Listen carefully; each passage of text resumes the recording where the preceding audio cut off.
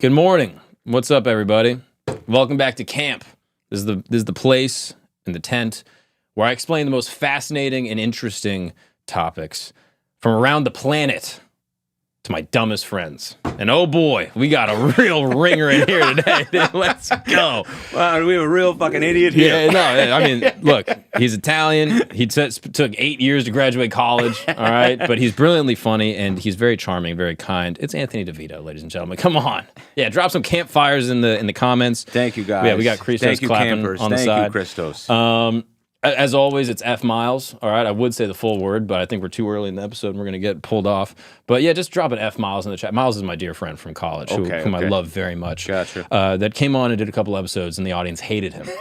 So now, look, I'm just a prisoner of the audience. Okay, if they hate my best friend, so be it. So do I. But also, it's like, what better for Miles? Do you know what I mean? To have a place to be a villain, to have a place to be your worst self, and to do it with your best friend is great. Yeah, I could think of one thing better, which is just being loved by everyone. Sure, I think of course. It just, sort of like, of course, unadulterated of course, admiration. I think would be nice. But if it goes the other way, it's not a bad place to live. The middle ground sucks. The middle ground of just like, okay, that was kind of just whoever he was, right? But to stoke so much anger, or obviously you want love, that's the goal. But if you're not really a bad person, to kind of put on the Joker suit. That's fun. It is nice. And nobody gets hurt. It is nice. You know what I mean? It is nice. But thank you guys so much for watching. Appreciate y'all. As always, this is camp. I got some merch, by the way. Brand new, hot off the press. Okay, I'll show you the back before we go to a break, but I'm not going to turn around right now because I actually injured my back deadlifting just a moment ago. Also, as always, we have our shelf here. If anyone would like to send anything in, we got a P.O. box that's going to be dropping very soon. Please send in your tchotchkes, all right? We got a sick little parrot. No idea where this is from. Made in 1999. But yeah, drop something in and we'll put it on the set, something that you contribute. Don't make it racist or historically insensitive, okay? Because that would be hurtful because I would have to put it up and I wouldn't want to. I can't imagine anything sadder than sending your trinket and having it returned back in the mail. Exactly.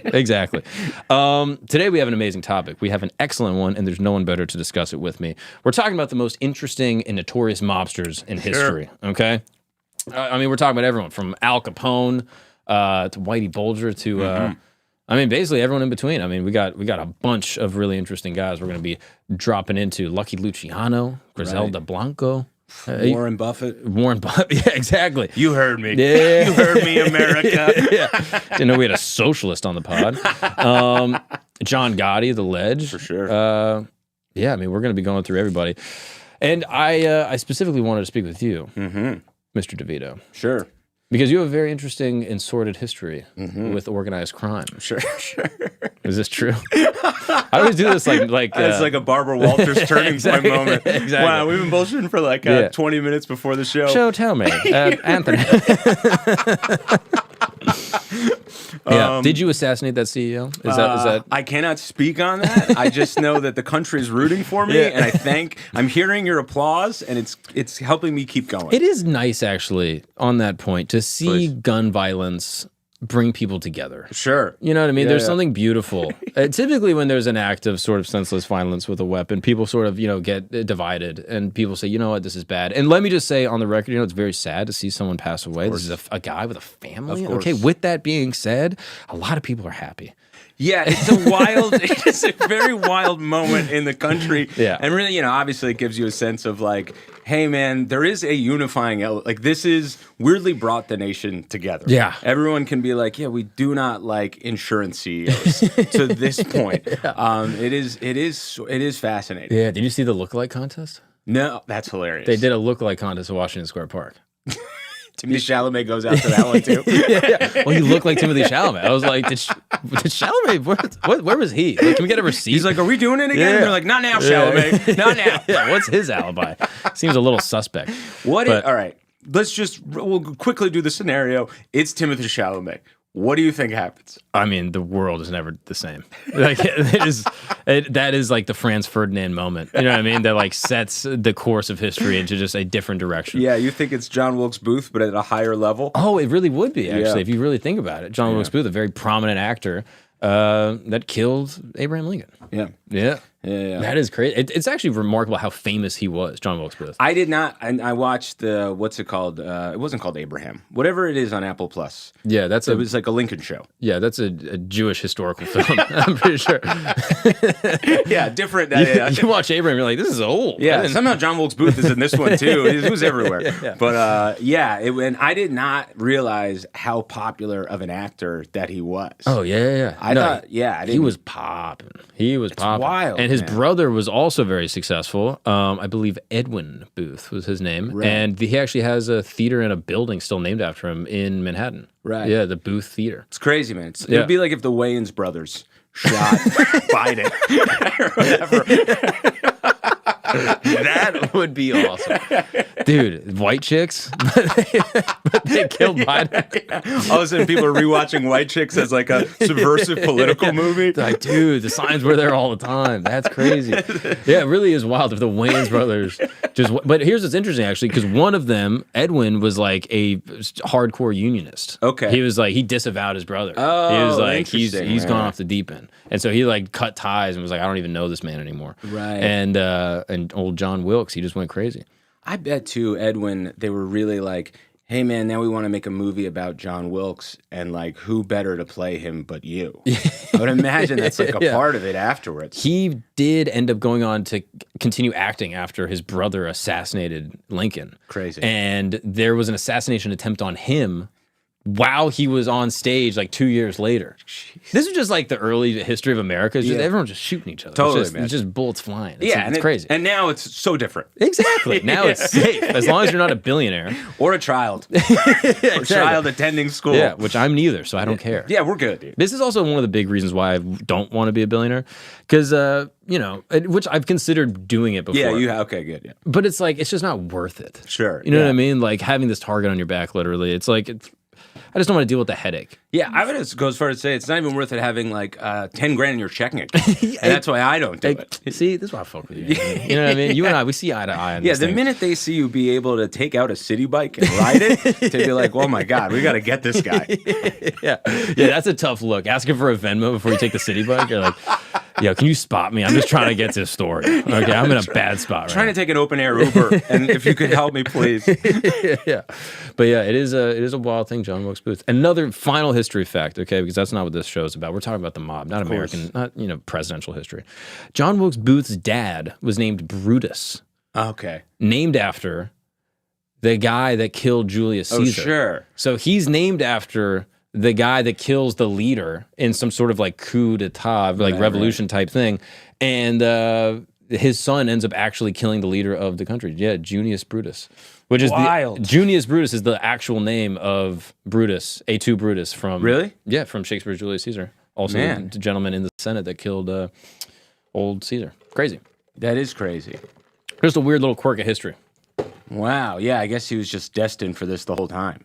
In a certain way, you got to be like, look, man, I don't even know if it's your fault. You know what I mean? Like, if destiny says, hey, you got to go, I think now you look at him differently. I think if Booth does what he does now, people would take these things into consideration. Right? Yeah, it is. There would be a whole conversation about free will. Yeah, it wouldn't be about, everything else. See, as we were saying, you can will what you want, but you can't will what you will, or whatever Schopenhauer said. I still think I got that quote messed up. Anyway. Here's the thing. I believe it, and I'll never fact check it. And here's the other thing. I'm going to run with that. When I get out of here, I'm going to be like, did you know what Oppenheimer said? Not only did he did crazy bomb stuff, he also said a lot of smart shit, too. But, yeah. All right, let's talk about the mob. Yes. And you specifically, I would love to know sort of your relationship, okay? Like, in what way? Are you affiliated? I am not affiliated. I know you would take one look at me and go, this guy. No, you could be. Yeah, I would be so undercover. I would be such a sly, like, that is ridiculous. But no, my father was a made guy in a family. He died when I was 7 months old. And I didn't know about this. I learned first at 18. I'll tell you, I was playing basketball, just pickup game out on the court. There was a guy there. And, pickup basketball, like, everyone kind of knows each other. So, like, so any new person, you're like, oh, who are they? So there's a guy there, looked like, I don't know, solid rebounder, good jumper, similar eyebrows. Okay. And I was like, weird. And then afterwards, he was like, oh, hey, I'm your cousin from your father's side. What? And then, yes. And I really didn't know much about my dad. My mom was really good about like sort of just covering up details. She was like, she kind of ran like a smear campaign against dads in general. So I would never kind of get curious or long for one. So like we would go to, this is a real thing, we would go to Toys R Us and she would just point out bad dads. And she would be like, aren't you glad you don't have one of those? And I'd be like, yeah, that sounds pretty good. So I never really asked about it. What does it mean to point out a bad dad? So I mean, this is North Jersey too, so it's a little bit easier. Bad dads are just running amok. And this is the 80s, yeah, right? That's fair. You want to see a bad dad in New Jersey, go to Toys R Us on a Saturday. so we would go under the guise of getting me G.I. Joes or whatever. And then the minute she saw like a dad being mean to one of their kids, she would be like, hey, look at that. And she'd be like, oh, it's pretty good. You don't have one of those. And I'd be like, yeah, this is pretty good. So like really, really smart, tactical move, right? So I never really ask about him. And I can always sense there's like a sadness to her when sort of like she, the subject gets mentioned and like there's just a weirdness surrounding it. And my mom is a good mom. I don't ever want to see her sad. So then I come home after the basketball game. I'm like, hey, I met my cousin from my dad's side.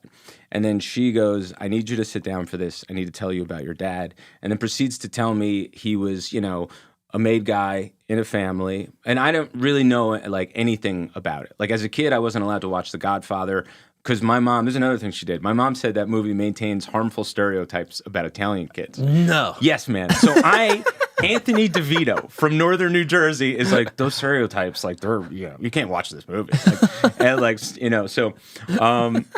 So I am completely sheltered from it. And then she tells me, but she doesn't tell me everything. She kind of just gives me like, she's, and this is all true. You know what I mean? He was, he's a conflicted person. He was this good guy. He did some bad things. Doesn't give me the details about it. And then my ex-girlfriend when I was 30, we got, and this is on my end. This is a bad move by me. I'm very aware. So she gives me an ultimatum because we've been dating for like 3 years, and she was like, "Hey, like we either like move in or we got to break up." So, and my mom made me keep it a secret about my father, just for safety purposes, just for like she doesn't want people looking at me differently, all kinds of reasons, right? And this is my mom. She's a good mom. I'll abide by her wishes.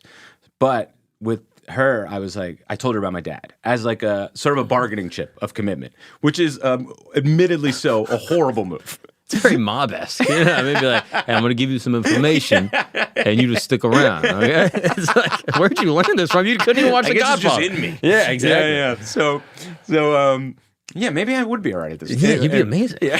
So, man, I just have these instincts. So then I was like, just don't look him up. Like it means a lot to me. It means a lot to my mom. Like, and then I go to bed. She looks him up. So then, before she leaves for work, she was like, "You should look for yourself." And then when I do, that's when I sort of find out. Like, the first thing I saw was like a New York Times headline, and was like, pretty much the headline was like, noted criminal found in the trunk of a car, and I was like, "That's my dad." What? And then it was like sort of the legacy of some of his crimes, and it was like that was the moment where it became like very real. Like I think up until that moment, I knew I wasn't necessarily proud of it, but I thought it was like, here's like an interesting thing about me that I can't tell anyone. Like I'm sure like Batman feels this way to some degree, you know what I mean? Like other side of the coin, but you kind of get it.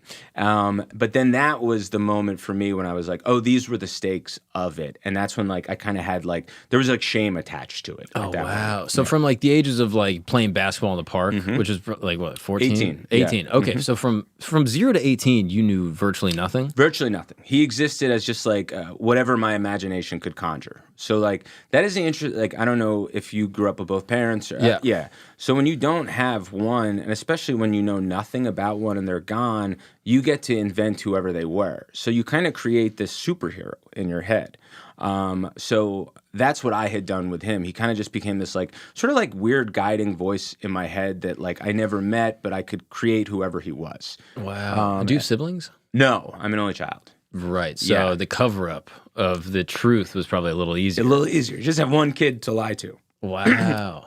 And the rest of my mom's side of the family knew, and they were also like, we don't want him to know. We want to, you know, protect Anthony from whatever reality. We just don't want to burden him with like sort of a complicated reality, which is a lot to take for a child. Like at 30 even, it was like I really couldn't fully reconcile it until I started doing the show, to be honest with you. But like as a child, you know, because as a child, everything's so binary. You know, it's like, you know, how can I love Hulk Hogan. How can I justify also liking my dad? You know what I mean? Like it kind of, the world's a little different now with anti-heroes and stuff like that. But like back then, for sure, I wouldn't have been able to sort of like decipher the nuances of it. Yeah, and when you say show, for anyone listening, you were doing a show specifically on this topic. Yeah. Doing it again Thursday, 9:30 at Second City. There's no tickets sold. Oh, so, hell yeah. Yeah, so if we get 10 people, I can do this thing. So if you're out there, if we can get, I'm calling them the Miracle 10. Yeah, and if we can get them, it'll be great. But anyway, yes. So 0 to 18, whenever you asked your mom, hey, what was dad like? Like, would she show you pictures, or was it sort of just like completely disconnected? It was disconnected, but I could tell there was like she's a pretty lighthearted person, and there was a seriousness that overtook her when he was brought up. So it was just like a topic that I was like, I don't want to pry too much about this, because my mom was very good about keeping up appearances, and like I never really saw her sad. So it was so obvious when she was, and this was kind of the only time when she was. So it was like, I was just like, just give her this. You know what I mean? Like, she gives you a lot, just give her this, and like that's that. And you were making that calculation as like a 12-year-old. Yeah. Well, I was an only child, and it was all adults. So in my house, it was me, my mom, my grandmother, my great-grandmother, and my aunt. So it was like I was a little bit emotionally precocious, like whereas like I was surrounded by adults, so I could kind of pick up on like cues from them a little bit. Right. But no pictures. She never really showed me pictures. She would just be like, we don't have any or whatever, and I just took it at face value. So when a friend asked you when you're like 12, 13, like, oh yeah, like where's your dad? You just be like, oh, he passed away, and leave it at that. She told me he died car accident, drunk driver. So if anything, I was like very like hyper like vigilant about drunk drivers. Whoa. And then the reality is like, well, it isn't even so much that she lied when she said car accident. It was just like, well, that's the wrong end of the car. Car on purpose. Whatever. Oh, that's crazy. Yeah. It's also interesting to think like the psychological effect of how you start to see the world based off of the story you were told. You know what I mean? Yeah. Like you were concerned about Italian stereotypes and drunk driving. Yeah. As a boy, despite the fact that like those things are not really a part of your story, despite they were sort of fabricated. Totally, man. Oh, that's fascinating. Yeah, and I don't even know, this is, until we're talking right now, it's like, I didn't drink until I was like 21, and like that's probably why. Right. Because there was nothing else really holding me back. Crazy to have an epiphany, surrounded by a cool Applebee's. To be fair, I said that to Christos before and it got a laugh, so I am recycling that. But no, there's flair in here. That's a fact. It's pretty awesome. We need margaritas, dude. That's what we need. We need bottomless margs right now. You need a server. Yeah, you need a server exactly. to come by. But wow. But yeah, and in terms of like, so that's what I would tell people. There were no pictures, and then I never really pried because of that. So then your mom tells you at 18, and then from 18 to 30. You still sort of don't acknowledge it. I don't acknowledge it. It's like, but if you got me drunk enough, I would say it. Like I used to, like in my early 20s, I lived in Hawaii, and I lived. I mean, this is kind of a side point, but like I lived in the woods. I think that's why the idea of doing the show, I was like, yeah, camp, great. Like, but I lived in the woods with these 4 dudes or 3 dudes. I was the 4th, and like when you are homeless with people, it's a very intimate bond you have with them. So we would just get hammered at this bar every night. And I remember one night, I think they were the first people I told.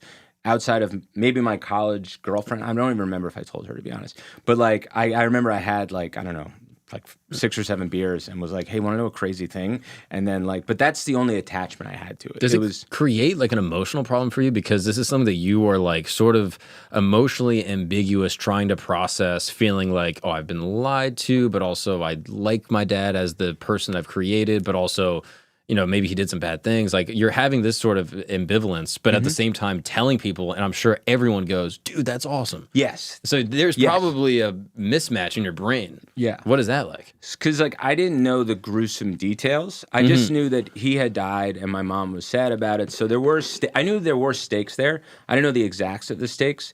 It wasn't. But I think there was like a small part of me that every time someone was like, that's so cool, there was a part of me that felt a little bit of shame because of that, because I knew there was like probably some awful reality to go with that. But since people reacted so positive and were so curious about it, I was like, yeah, I guess it is kind of cool. You know? And only, at 30 when I found out like more of the details and like, like more of the uncomfortable details in terms of like he killed people, you know what I mean? Like those kinds of things. It was hard to reconcile with that. Also, too, at 30, like you're a person now, you know what I mean? And I'm very much this like soft, like take a picture of a tree guy, you know what I mean? Like I've told people extensively about like my regard for poetry, you know? So it's like I'm this guy who now has to deal with like I wouldn't hurt a fly, and now I have to deal with a father who killed people. And, I'm also someone who's like very enthusiastic about being alive.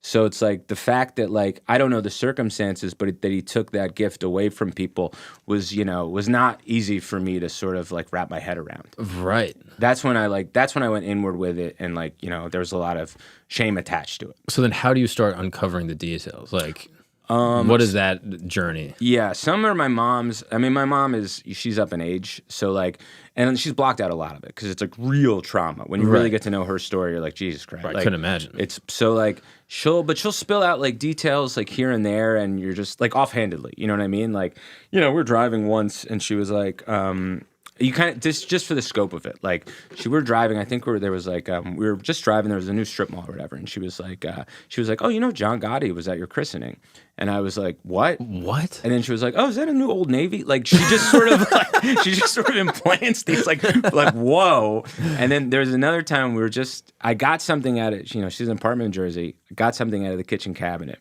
And she was like, oh, it's funny. She was like, your dad actually kept a secret cabinet in the kitchen where he would hide, guns and money and stuff like that. And I was like, okay. And then she was like, your dad was kind of funny like you. He would always joke how the carpenter wasn't around anymore. And I was like, yeah, that's not really a joke if like it could be a reality. I mean, that is kind of terrifying. At what point is she telling you this? Is it post 30? Like when you're an adult? This is the past couple of years when I start doing the show, and she starts like it's been a lot for her. She's processing now more of what she never has. So it's like these developments have been in the last couple of years. I mean, whoa. Yeah. Up until then, it was just whatever I had in this newspaper headline, and that was print is the most difficult thing because there's no ambiguity. There's no moments to finesse his character. It's just like these are the facts. So there's no way to like sort of construct a narrative with like it's just this. So did you speak with people that knew him that weren't related to you? Like at any point did you speak with other folks that were organized in the family, quote unquote? No, just because I mean I've had a cousin reach out to me, and she's not just as like, hey, I see you're doing the show, like very encouraging, just sort of like, I remember when this had to be told to me about your father. So it's like, whatever this journey is for you, like, that's applauded. And do you know what his role was within the family? I mean, I don't know too much of like the hierarchical stuff, but like, I know he was a soldier. And then I think when he went to prison for 5 years. And when he got out 9 months later, I was born. And I think after he got out of prison is when he was made. Wow. Yeah. And then what was his... ultimately his ending, like what came of him and how did he end up in a car? There was I believe it was over money. It was over some kind of owed money, and I mean that seems to be, and I'm no expert on this subject, like this is a personal story for me, and there's going to be other people who, it's funny when talking about this because of how many like organized crime individuals do podcasts and stuff like that. Like they know way more than I do. Right. So it's like, but it does seem to be like, obviously bumping off the wrong guy and or just like where did the money go? And especially when you're doing a job that's so anxiety inducing like that, it's so high stakes to blow off steam. That's why a lot of them are gamblers. just because it's like that's the only thing that sort of like fulfills the rush, and like that's how they come down. Right. So yeah, I think there was some gambling involved. Oh, interesting. Yeah, I've never actually looked at it that way. That gambling is a way to come down. Yeah, and this is all secondhand. This is me watching a bunch of like interviews of them and stuff like that, just to like sort of generate like how to be in their heads for the sake of the show and making it as honest and like sort of as possible. And they've talked about that. I've heard multiple of them talk about like how gambling is used as like a release mechanism. Interesting. Yeah, I wonder if there's a sense you can like control it. Like it's within sort of like obviously there's a random chance, but like you can sort of control like the, how much you're going to buy in, like the stakes of things. Like if you can win, there's like a big rush. And if you lose, there's a chance you could get it back. Right. Yeah, it's really interesting. I mean, I've seen similar things of like people that have really high stakes, like intense careers. Yeah. Really enjoy gambling. And in my mind, as someone that never really like enjoyed going to a casino, like to play or whatever, thinking about that, like, oh, why would you? Because to me, that's anxiety inducing. Of course. Like playing a game and losing, like, of course. Like playing blackjack and being like, oh, damn. Like I never got the rush from it. So thinking about someone like, oh, I have a super high stakes career and I'm going to let off steam by continuing to do something really stressful. Yeah, it's almost like how like Wall Street bankers or whatever, they're like, oh, I can only come from getting candle wax stripped on my balls or whatever. That I get. Yeah. That I understand. That I'm like, all right. You're like, no, that's any tax I'm bracket. Listening. Yeah, I'm listening. But yeah, I think when you're playing on 10, the release goes along with the scale that you're living life at in a weird way. Whoa. Yeah, it's that I was taken aback by that too, of like, wow, that's how you guys come down. That'd be the most stressful thing that I do. Whoa. Yeah. Yeah. I mean, that's wild. That's your pops. Yeah. Went through all this. Yeah, exactly. And is there still more that you're uncovering now? Like as we sit here today, are you still like finding newspaper clippings and well, I'm not finding any more newspaper clippings, but I am there is a book that's been written that mentions my family.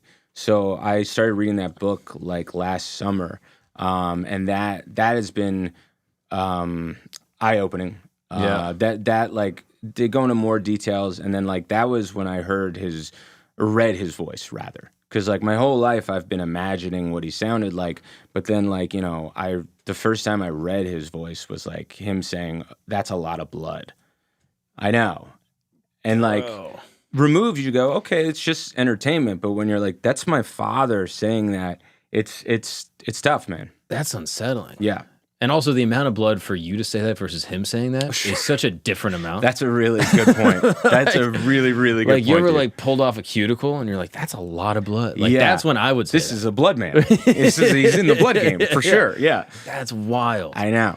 Yeah, man. Jeez. So then it's also balancing that with like who he is as a human and who he was to my mom, and like she'll even tell me these like sort of like such a reverence for him in the way that like because my mom is one of 4 sisters, and my aunt being the youngest, my dad used to she couldn't sleep at night because of anxiety. He would just drive over and read her bedtime stories until she passed out. So he was this like loving, gentle person that then had this other half to him. Yeah. And like, and you want to give someone their due diligence on both fronts, especially as like someone who's telling not your story, but their story, and be like, here's the whole of a person.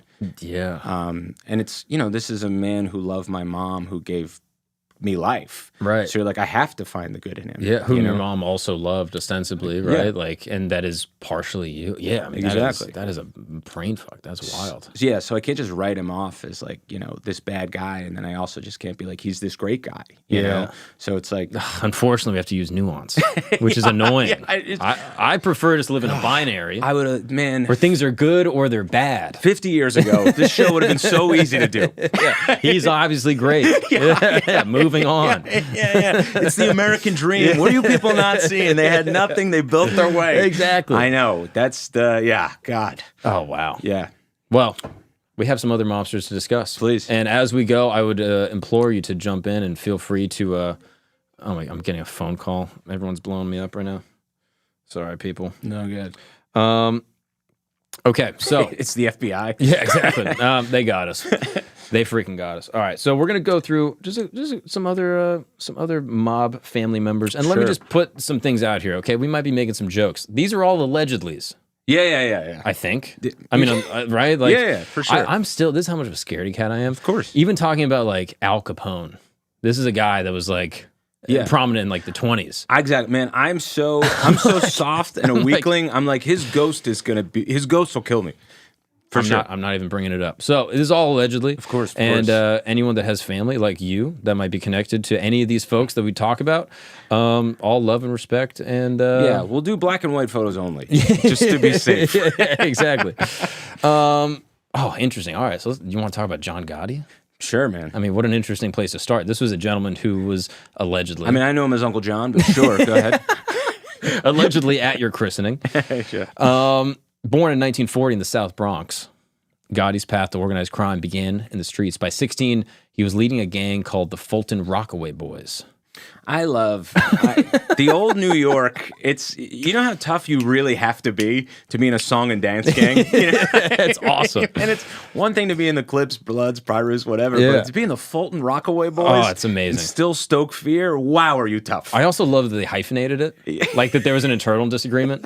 Like they had like a divorced couple. You know what I mean? They're like, we're the Fulton Boys. They're like, well, some of us, Tony and Gianni, they're from Rockaway. So why can't we be the Rockaway Men? They're like, it doesn't sound right. It doesn't even make sense. That is always my favorite part, and this is pivoting even more. It's like any violent group, whatever it is, even like ISIS, like it's like, well, they got to decide on a flag. You know what I mean? Like, I think that's one of Michelle's jokes. Actually, my bad, Michelle. No, shout out to her. Let's do the whole great. bit. That's a great joke, man. Watch her special. She's one of the best. But it is hilarious, like the internal bureaucrocktasy of any of these things. So funny to me. Like they have an HR department. It's just like, hey, we don't call them that anymore. All right. Yeah. The Rockaway Boys. Shout out to them, Fulton Rockaway Boys. We need to bring them back. Police records show multiple arrests throughout his youth, mostly for petty theft and street fighting. His connection to the Gambino family began through Carmine Fatico. That crew in the 1960s. Gotti started as a soldier, running hijacking operations at Kennedy Airport. FBI surveillance from this period shows him gradually rising through the ranks, building a reputation for both violence and earning ability. Wow. Hijacking operations at Kennedy Airport. What does that even mean? Man, crazy. It's just the diligence. Like, as a comedian, if you made me go to Kennedy every weekend to go on the road, I would stop being a comedian. Yeah. So, like, it really shows you the ambition of this man. Yeah, that's why I can never be in the mob. They'd be like, I'd be like, can't I do a hijacking at LaGuardia? Like, it's like so much closer to my place. Like, I don't want to. They would be like, Mark is great, but he complains all the time. They don't have seltzer? Yeah, heaven forbid, I got to go to Newark. Ugh. God, look at these guys. The Fulton Boys. This is the Fulton Boys. Oh, wow. I mean, they look just so handsome. Yeah, a bunch of lookers, man. Oh, they don't even know there's a cop in their crew. Like, they have no idea. That's how dangerous they are. They're like, we keep a cop in the crew. I mean, this is how undercovers used to dress. Like, you just didn't even know. They'd be like, they're like, wow. Bill the Hat. And he's like, oh, my bad. Wow. Yeah, they kind of look like the Strokes. Yeah, a little bit, right? It looks like an aughts emo indie Last band. night. That song is a banger, by the way. That's a great song. Oh, yeah, man. I mean, yeah, they do look very. I mean, that's like an old Mulaney bit, but like I love that like people used to dress up to do crime. I know. It's like, it was a different time. Yeah, it's like we really had, there was respect on all levels. Yeah, you know? right. And they were like, hey, we're the Fulton Rockaway Boys, and we dressed like this. You know, there was theater to everything. Yeah. What a better time. Yeah. So fast forward on young John Gotti, December 16th, 1985. Paul Castellano, the head of the Gambino family, walked towards Sparks Steakhouse in Manhattan. According to court testimony and police records, Gotti watched from a car across the street as gunmen took down Castellano and his underboss, Thomas Bilotti. The hit, unsanctioned by the commission, violated Mafia protocol, but it made Gotti the boss of America's most powerful crime family. And now we enter into the era of the celebrity Don.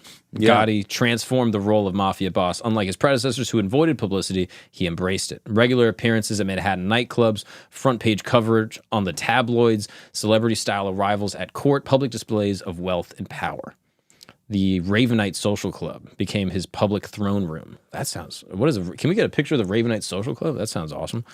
FBI surveillance captured hundreds of visitors paying homage From made men to celebrities to politicians, his weekly walk around the block with his captains became a media event. That's wild. I didn't know about any of this before I started looking at this. They would do walkarounds. Yeah, and man. It became like a thing. That's crazy.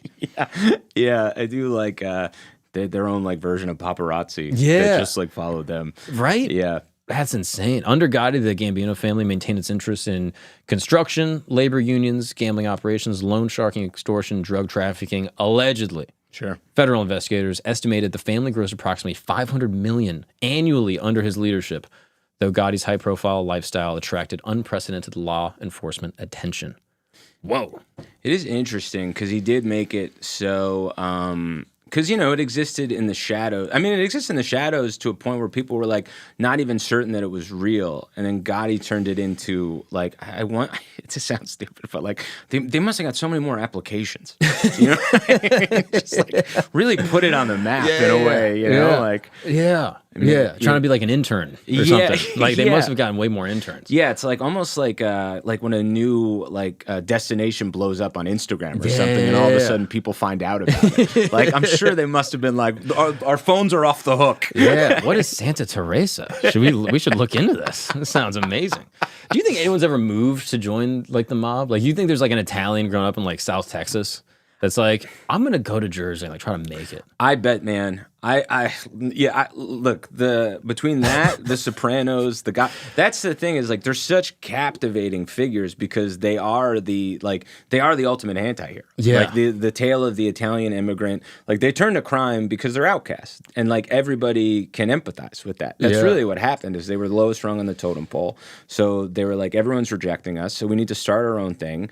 They do that. They had the genius move in the end is like they come to fame during Prohibition because they control the alcohol racket, so they gain legitimacy there, and then they control the unions. That's really their genius move. If you control the unions at one point in America, you can control the whole country. So they do this, so then people are like, how could we kind of like, but and also people are like, well, they're kind of just violence occurs with each other. It's not really happening to us because they have this like code or whatever. Right. So it's like, wow, I just started rambling. How do they control the unions? Oh, that I don't know. That's just something I've heard them say in a documentary, and I go, that makes. Well, I think it's like honestly just strong arm tactics, where it's just like, I mean, that is the thing. It's like that Mike Tyson quote where it's like, yeah, everybody has a plan until you get punched in the face, and I think like that's to the ultimate degree sort of what they did. Wow. And like so as a person who's like an impoverished immigrant, whatever it is, of course you're going to relate to their story of success.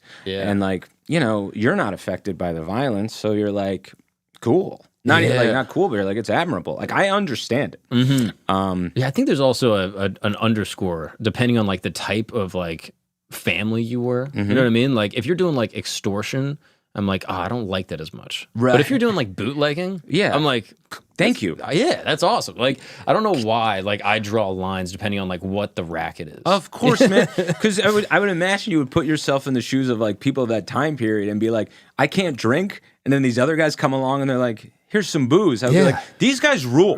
Like, these guys are great. Because I've been at a party with no booze. Yeah. And then a guy shows up with booze. Yeah, man. Imagine you're at a wedding and it's a dry wedding. Yeah. How much does it suck? And then walks in this flashy Italian guy who goes, I heard there was no booze. Yeah, you carry him out like Rudy. You're like, dude, you just made the wedding. Like, you're a hero. Yeah, man. And it's also interesting, too, because, like, people hated Italians before this. Like they were like I believe in like Louisiana. I think it was the I mean you'd have to look this up, but I think in New Orleans it was like the largest group lynching was of like I think a Sicilian guy allegedly shot a cop. So then all these Italian Sicilians were rounded up and hanged. And but that prohibition they did it about face because of that, which like shows you how much of drunks like Americans are. Like you know what I mean?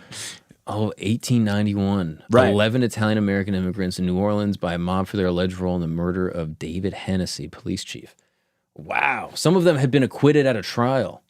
It's the largest lynching in American history. Whoa. Yeah, it's kind of crazy, right? That's crazy. Yeah. And it's also like, you think people hate Italians now. It's like, whoa. Yeah, it's not even close. That is wild. See, this is the thing. My mom would read this and be like, see, they're just persecuting Catholics all the time. Like, I'm a French-Canadian Catholic, and my mom would be like, see, look what they do to us. They hate us because of our Eucharist. Oh, man. Like, that's honestly a good point. Believe me, man. Yeah. The Italians, the ultimate martyrs. Like, you don't think they love this fact? They're like, we're sorry all those people had to die, but thank you for fueling us. Yeah. Yeah, man. Oh, wow. What? They do hate Catholics. Ugh. I've always said this, shout out to Italians. If we judged food based off religion, I think Catholic food is the best in the world. Yeah. Think about it, right? Yeah. Catholic food, Italian, French. Yeah. Oh, then we're done. Mexican. Oof, come on. Wow. Yeah, right? yeah, it's over. And then you throw in like, I don't know, like a couple other random ones. Rwanda, I think, is largely Catholic. Sure. Like throw them in there. What does that bring to the table? Of course. Like if you just think about Catholic food, I think, I mean, what is Mormon food? It's not even in the running. I don't even know what I mean. Jewish food is fine. Yeah. Jewish Obviously, Muslim food is amazing. Yeah, it's true. But I don't think it's even touching the diversity and quality of the Catholic big three. You're crazy? No way, man. And what's Thai? Oh, I think they're Buddhist. They're Buddhist, which is technically atheist. So atheist food, I think, could be in the running. Interesting. Yeah. Yeah. Okay, but no. But the is, big. You're is never Thai Buddhist? Can we find that out? We should look at that. But I think it is. I think Thai might be Buddhist. Okay. Yeah. And even I think Koreans, they have a large Catholic population. They do. They do. Yeah. No, I agree with you. Best food. I mean, Hindu food might be close. That's true. Because Indian food is very nice. Yeah, that is really so good. So Hindu food is good. Okay. But yeah, I'm going to put Catholic food at the top. You guys, what do you think? All right, hit me in the comments. All right, the eventual downfall. Oh yes. Of John Gotti. According to the research here, Gotti's undoing came from his underboss, Sammy the Bull, Salvatore Gravino. The FBI had bugged the Ravenite Social Club's upstairs apartment, recording Gotti discussing multiple murders and criminal operations. Unlike the careful Gambino, Gotti spoke freely about his activities. They put a bunch of evidence against him, different hits, payoffs and rackets, allegedly, admissions about the Castellano hit, and details of other criminal operations. And he eventually provided testimony that corroborated the FBI's recordings. And in 1992, Gotti was convicted of murder, conspiracy to commit murder, racketeering, tax evasion, illegal gambling, and obstruction of justice. Wow. Yeah, and I think there's some issue too with Giuliani and like the RICO law. We got some breaking news. Oh yeah, about one of your countrymen. And we are the first to break this. Quite literally the first to break it. Allegedly, and again, I want to be careful with this because obviously this person has not been convicted. This is coming again from a Twitter account that I found that allegedly the shooter in the United Healthcare CEO shooting was a UPenn graduate named Luigi Mangione. Yeah, brethren. On behalf of the Italian-American community, I'd like to speak about Mr. Mangione. Yeah, I mean, this is a tough episode to break this on because, I know you're very sensitive about Italian stereotypes based off the way you were raised. I know you don't like these kinds of things. Tracksuit. We're not all tracksuits and Cuban links. You know what I mean? That's what you were saying. Hey, man, some of us graduate UPenn. Yeah, exactly. But we still do the Italian. It's so funny. You just can't go away from your heritage no matter what. It is amazing. This guy went to Wharton, the whole thing. And then you're telling me about crime against Italians. And I'm like, nah, you gotta get it. You and then this guy's putting poetry on bullets. So theatrical, you know what I mean? Good he Lord. really can't help it. God. But yeah, apparently, again, this is coming from a Twitter account, so it is absolutely true, and there's no way that this is in any way, This is fact. Yeah, there's no way this is fake. But apparently, it's 2 degrees from UPenn, graduated in 2020. Which, again, if his graduation got affected by COVID, I can see how he'd be frustrated by that. Bachelor of Applied Science in Computer and Cognitive Science, and then a Master's in Computer Science. I'm assuming that's MSE. That's got to be Master's. That's how dumb I am. I don't even know the abbreviations. Yeah, man, that sounds good to me. You said it, and I was like, yeah, man, I'm going with that. Like PhD, I don't know what that stands for. Physically hot dude. Because I think when you become a doctor, you just look better. Which he was. This guy was quite the looker. Can I say this? And I hope Mangione didn't do it. And this is just a way to draw it. Can you imagine if he doesn't do it and then like the influx of DMs he's getting that are just like, hey, I know you didn't do it, but like that's a hell of a pic of you in the wilderness. Like, graduated? He's the next Bachelor. He's absolutely going, regardless of if he did do it or didn't do it. he's absolutely going to get insane play from this. Like Menendez brother style. You know what I mean? Like, you know how they were getting like insane like letters and stuff in prison? Sure. Like, I'm concerned. Like, I don't want my wife to see this guy. Like, I'm going to keep her off the internet for the day because he's just too handsome and like he's a bad boy, but like in the good way. Like he's like trying to like fight for the common man. Yeah. My wife's going to be like, can you just say deploy, depend, and defend in bed? It's like, for sure, man. Yeah, and apparently people are pulling up tweets of his that are interesting, like where he's What's like like a tweet? He's just the lyrics to "WAP" by Meg Thee Stallion. So I don't know how that applies at all, but it is interesting. I guess he was a big fan of Nicki Minaj. No, he's debating utilitarian ethics versus virtue ethics. Okay, basically saying that like utilitarian ethics say the action is good if the consequences are good. Right. The virtue ethic would say the action is good if it is what a virtuous person would do. Poll results indicate respondents' moral framework.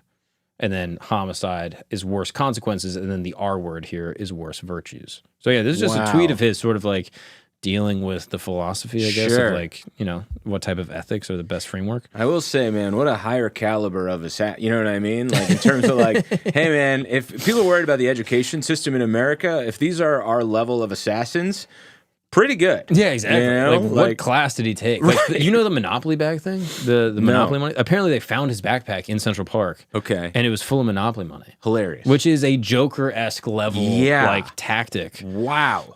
Yeah, sort of insane. This is, man. I mean, there's a weird, and I know it's obviously, and we were talking about it off break a little bit, but I would be a hypocrite if I had zero empathy for the CEO that he killed. Yeah.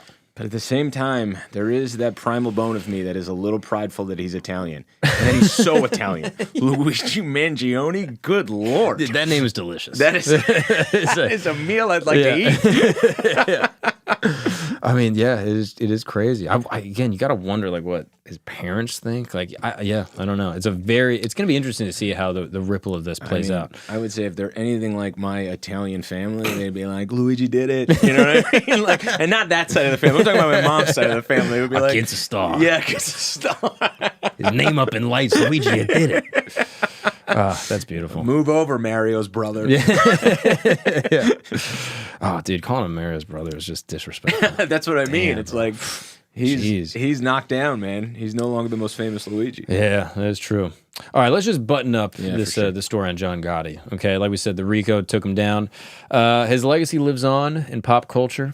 Criminal underworld that he once dominated, he is indeed the last Don, the final mafia boss to achieve celebrity status, and perhaps the last to wield the kind of power his predecessors enjoyed. Mm-hmm. And his story is a cautionary tale. Yeah, right? He got big. He got very big. I wouldn't do that. I don't know. I'm not built like a mob boss. I don't have the disposition. Yeah, I just wouldn't. I get so anxious. I get so nervous. Like, of course, man. You know what I mean? Like the Wi-Fi went down. You almost lost your mind. You saw it, right? Like that's just like I don't understand. Like, and I've talked to guys that have been allegedly affiliated with organized criminal activity, and that's the question I'm always asking. Yeah. Is like, how do you deal with every day being like, is someone going to take me out? Totally, man. Are the feds going to come? Yeah. Like that feeling is inescapable. Totally, man. That's the way they're living. I mean, that harkens back to the gambling thing, the women on the side. You know what I mean? Like, the release you have because you're living a certain way also needs to be high stakes. Yeah. And like, I can't imagine, that amount of like, as even a full-time comic, I'm so stressed out. You know what I mean? Yeah. And my life isn't on the line. It's just like, I don't know how I'm going to make rent kind of thing. Yeah. But your body living on, that's a whole different level of anxiety, man. Bro. And it's interesting because the guys I ask the question to, they always go, no, didn't think about it. Yeah, of course. Yeah, never fazed me. Yeah. And I believe them because I don't think they can do the work that they did for as long as they did with the anxiety that I would likely experience. Like, I just think, like, I take them at their word. Yeah, I think if you grow up in it and it's what you know, you're just sort of become accustomed to it, maybe. And even if, like, I don't even think if they know that, like, they're living with those nerves just because they grew up in it. Like, it's almost like, I thought The Sopranos did a good job of capturing that, where, like, you know, Tony, he has to go to a therapist. Like, he just has these panic attacks. But, like, they're never sort of allowing themselves the moment to process why. I mean, maybe they are now, but, like, but I don't think back then they were doing that. They were just kind of, like, going through life with this like underlying raging anxiety because of the way they're living, obviously. When did you watch Sopranos finally? Well, Sopranos are interesting because Sopranos came out when I was like latter half of my high school years, and a lot of it shot like near me in North Jersey. Right. So it's like the last scene in Holstein's is like that's the ice cream parlor we would go to after football games. Wow. It's like in Bloomfield, New Jersey. Yeah. So like so it was like a lot of it was like that's the deli, you know what I mean? It was a lot of those kind of moments. But that's my uncle. Yeah. This is very close to home. Is this the Truman Show? What the hell is happening? Yeah, I'm like looking at him right there. I'm like, you're there. How did you do? What the hell? No, The Sopranos was like, I think The Sopranos was just so good into taking into account almost all sides of it and like really showing these people as people that I think like it was watchable for me. I mean, there are moments like honestly, like the violent moments are always difficult for me, and I think they're never not going to be. Like even in shows, like even if it's not organized crime related, where it's like there is a gangland style killing or assassination, it's hard for me not to go to sort of my father's final moments. Right. So, but like otherwise, like The Sopranos, I thought did a really good job of like because I felt myself rooting for Tony.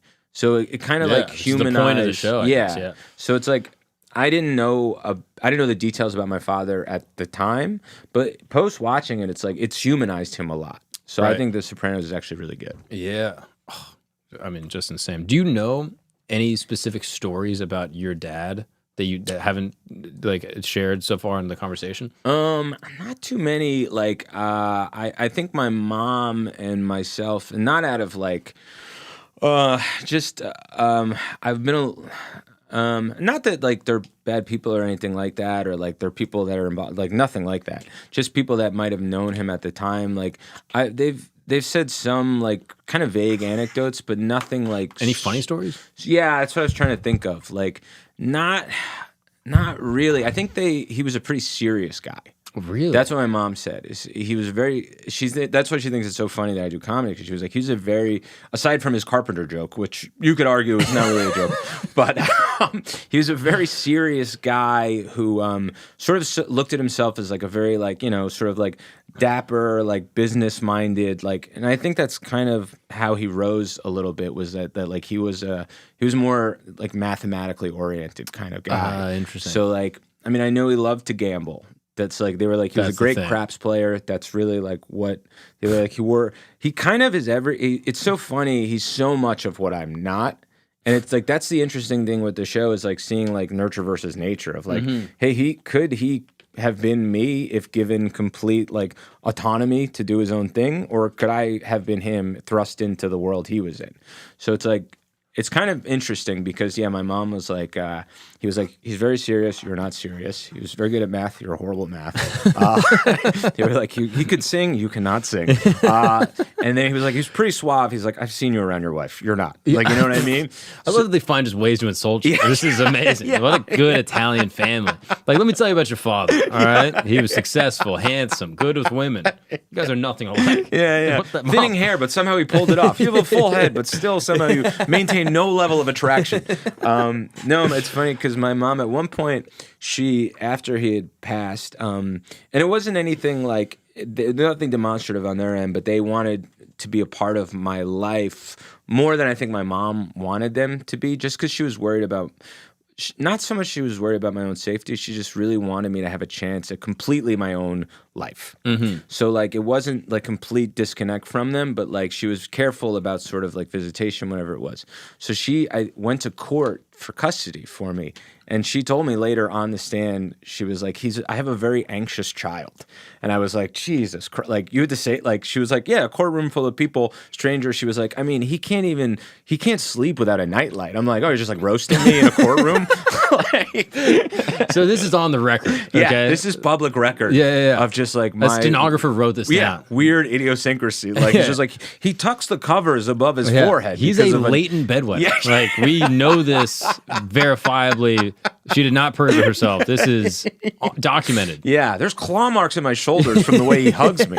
God, here's his Christmas list, by the way. Oh, that's great. Yeah, I've done embarrassing things, but it's never been as a part of like sort of court testimony. Yeah, you know what I mean. It's never been testified with a judge. Yeah. Like, I'm sure there were Snickers, you know what I mean, in the courtroom. Wait, when was this? When was this custody battle? This was like, so he died when I was 7 months old. Right. So this is like years following that, where she was like... And who was attempting to attain custody? His side of the family. Some members of his side of the family. And it wasn't even like... I think it was a level of custody. I don't think it was like they wanted full custody. Things like this. It was some kind of visitation. And like I said, it wasn't like wholly bad people that like they were asking. It's like... Because not everybody, you know, like not everybody is involved. And also, if people do bad things, that doesn't mean that they don't have redeeming elements for children, right? And my mom is also seeing these people in their best... like. The worst light is being shielded from her. So she knows them in their best light. Obviously, horrific things have occurred, and she's aware of that. But she knows them as, like, these are, you know... that makes sense. She's just looking to give you a fresh start. Yeah, that's really all it was. Yeah. So, like, but yeah, she really wanted to convey, you know, the sincerity of the moment, I guess, by bringing up all of my specific fears. Yeah, this kid's a loser. Yeah. You can't let this kid be around these people. Yeah. I mean, he's 2 right now, but I swear to God, at 15, you can't picture him. It's just no way. You gotta also wonder what that carpenter did. I mean, sure. What is if he's a contractor, I get it. Yeah. If that's what he's kind of a meaning to say, that this is a contract that also does some woodwork. Yeah. I think he's free and clear. I give him a pass on that. Because contractors, I mean, of course, they're all crooked. Yeah. But a carpenter, I mean, that's Christ's job. That's I mean, like, this is like a I don't know, a what's more messianic Christ-like than forgiveness? Exactly. So right? perhaps. Yeah, I mean, geez, but also, what's more Christ-like than being a carpenter that gets killed? You know sure, what I mean? that's also true. Yeah, the good with the bad. And at 33. Oh my God. Your dad might have done the second coming of Jesus. That's you wild. might be right, man. That's crazy. Anyway, Yeah, let's talk about another mob boss. Please. All right, and we're gonna kind of just change up gears a little. Okay, we're gonna go to Medellin. Whoa. Talk about Pablo Escobar. Okay, yeah. Obviously, when people say the mob, I think they think about, you know, Cosa Nostra. Of course, they think about the Italianos. Our guys.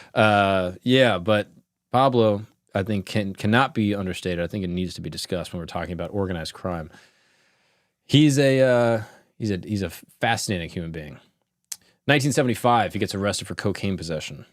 The sort of, unremarkable 26-year-old couldn't have appeared capable of what would become one of the largest drug trafficking operations of all time. That's that infamous mugshot of him, I believe. It's pretty great. It's an insane, and he's 26. He's just kind of having a good time, which actually gives me kind of faith. Like, I feel like Gary Vee in this moment, where I'm like, hey, if you're 26, Pablo Escobar didn't start popping until he was like near his 30s. You know, you have time. Oh, you got time, guys. Man. If you're not successful by the time you're 30, just look at this guy. He was just a low-key sort of, cocaine advocate. He was just a user. So, and I got my Comedy Central half-hour presents at 34. Yeah, right. And, so... You have time. Everyone relax. There's levels to accomplishment, but I think it's up there with Pablo and the trajectory of his life. If you want to become an organized crime boss, there's still time for all of us, okay? Oh, here's the infamous mugshot. That smile, man. Which is just sick as hell. This guy's built for 26. Yeah, he looks like a linebacker, dude. Right, like he's broad-shouldered. Yeah, like, you wouldn't in the combine be like, we'll take a chance of the 4th round. Come on. Yeah. I mean, obviously, he's got some issues. Yeah, but why not? But great energy. I mean, he's on fire, and all the guys that go with him in the locker room, they come out feeling way different. You know what I mean? 100%, man. He might be a morale guy. I think picture is drip. There's a locker room guy if I ever saw one, dripping with charisma. Are you kidding me? Or it's the cocaine. But regardless, whatever it is, it's working. Brought it to the surface. I mean, it's amazing. If I had that, I would have had an hour at 34. And with the shirt too. I mean, he is the whole thing, man. The shirt is a little bit dental hygienist. Like, it is a little like dental hygienist. Like, you definitely grew up in Florida. What dental hygienist? Are you out of your mind? I mean, it is just. It looks like there's like butterflies or something. Like, it looks like what a. You're insane. Like, it looks like Scrubs a tiny bit. Okay, with all due respect. I mean, I'm sure he changed up his vibe later in life. The collared shirt Scrubs with a couple buttons open. All right, the collared shirt. Kind of Orlando dentist did you go to? It is a good point, actually. My dad is probably connected to organized crime, to be honest. He's like, no cavities, but I'll give you the nitrous. Yeah. I'm a good time guy. Yeah, exactly. He's like, we're going to do gold caps, all right? But I got a deal on him, okay? My buddy Tony's going to get his gold for the low. You're like, why are you giving me opioids? They're like, something else. Don't worry about it. Some people leave with a lollipop, not around here. Pablo Emilio Escobar Gaviria. Gaviria. I don't know how to pronounce it exactly. I think you're doing it. Began his criminal career in Medellin. Allegedly. I'm just throwing allegedlys all over the place. We don't know. I don't even know if... Full documentaries made about this guy, movies, whatever. We don't know, though, folks. Look, we can't just crucify people in the court of public opinion. Absolutely. They got to go and be proven, guilty beyond a shadow of a doubt. Shout out to Mangione. During the early 1970s, he was rising the ranks. His early schemes included selling contraband cigarettes, stealing cars. We all start somewhere. Wow, what a fast and furious trajectory. Do you know what I mean? Just like petty DVD thieves to just, they're in outer space in a Camaro. Crazy, right? What a time. Contraband cigarettes. Yeah. Yeah, it's just hilarious that was ever a thing. Right. I talked to a guy that was an undercover FBI guy, Bob Hamer. Fascinating human being. And he's the man. Bob, shout out to Bob. But he was trying to get a sort of Chinese crime syndicate. They're like an organized crime syndicate that was working with the North Koreans and operating out of China at some point in like the 90s. And the way that they like eventually started tracking them was because they were selling counterfeit Marlboros. And they were like shipping them in, and then they were selling them across the country. And what's fascinating is that they would predominantly get shipped into like Chinatowns across the country because the distributors knew the like mom and pop sort of corner store guys in these Chinatowns, and so they were buying them and flipping them, and you could sell them for the same price as cigarettes, like $10 or something, but you're getting them for half the price of regular Marlboros. So everyone's making money on it. But what's interesting is that they were made from tobacco fields in China. So they were proper cigarettes that looked like cigarettes, that smoked like cigarettes, but they tasted different. Right. So to this day, allegedly, according to him, folks that grew up in Chinatowns, that grew up smoking the counterfeit Marlboros, prefer them. Sure, that makes sense. Which is hilarious to me. That you'd have someone that's like, whoa, this Marlboro tastes real. Like, give me the fake stuff. Like, what happened to the fake Chinese Marlboro that I grew up smoking? Yeah, but maybe that's what the Marlboros of my youth. Yeah, exactly. Right? They remind me of Shanghai. But this is allegedly what Pablo Escobar was doing. It is flipping contraband cigs. Man, yeah, what a way to start. Yeah, you're right. Like, what a weird subculture of crime. Contraband cigarettes. Yeah, it really is like the unpaid intern of the criminal world. You're just looking for your gap. You know what I mean? That's how it goes. By the 1970s, Escobar his organization had grown exponentially. His operations revolutionized cocaine trafficking through several verified innovations. The establishment of large-scale processing facilities in the Colombian jungle.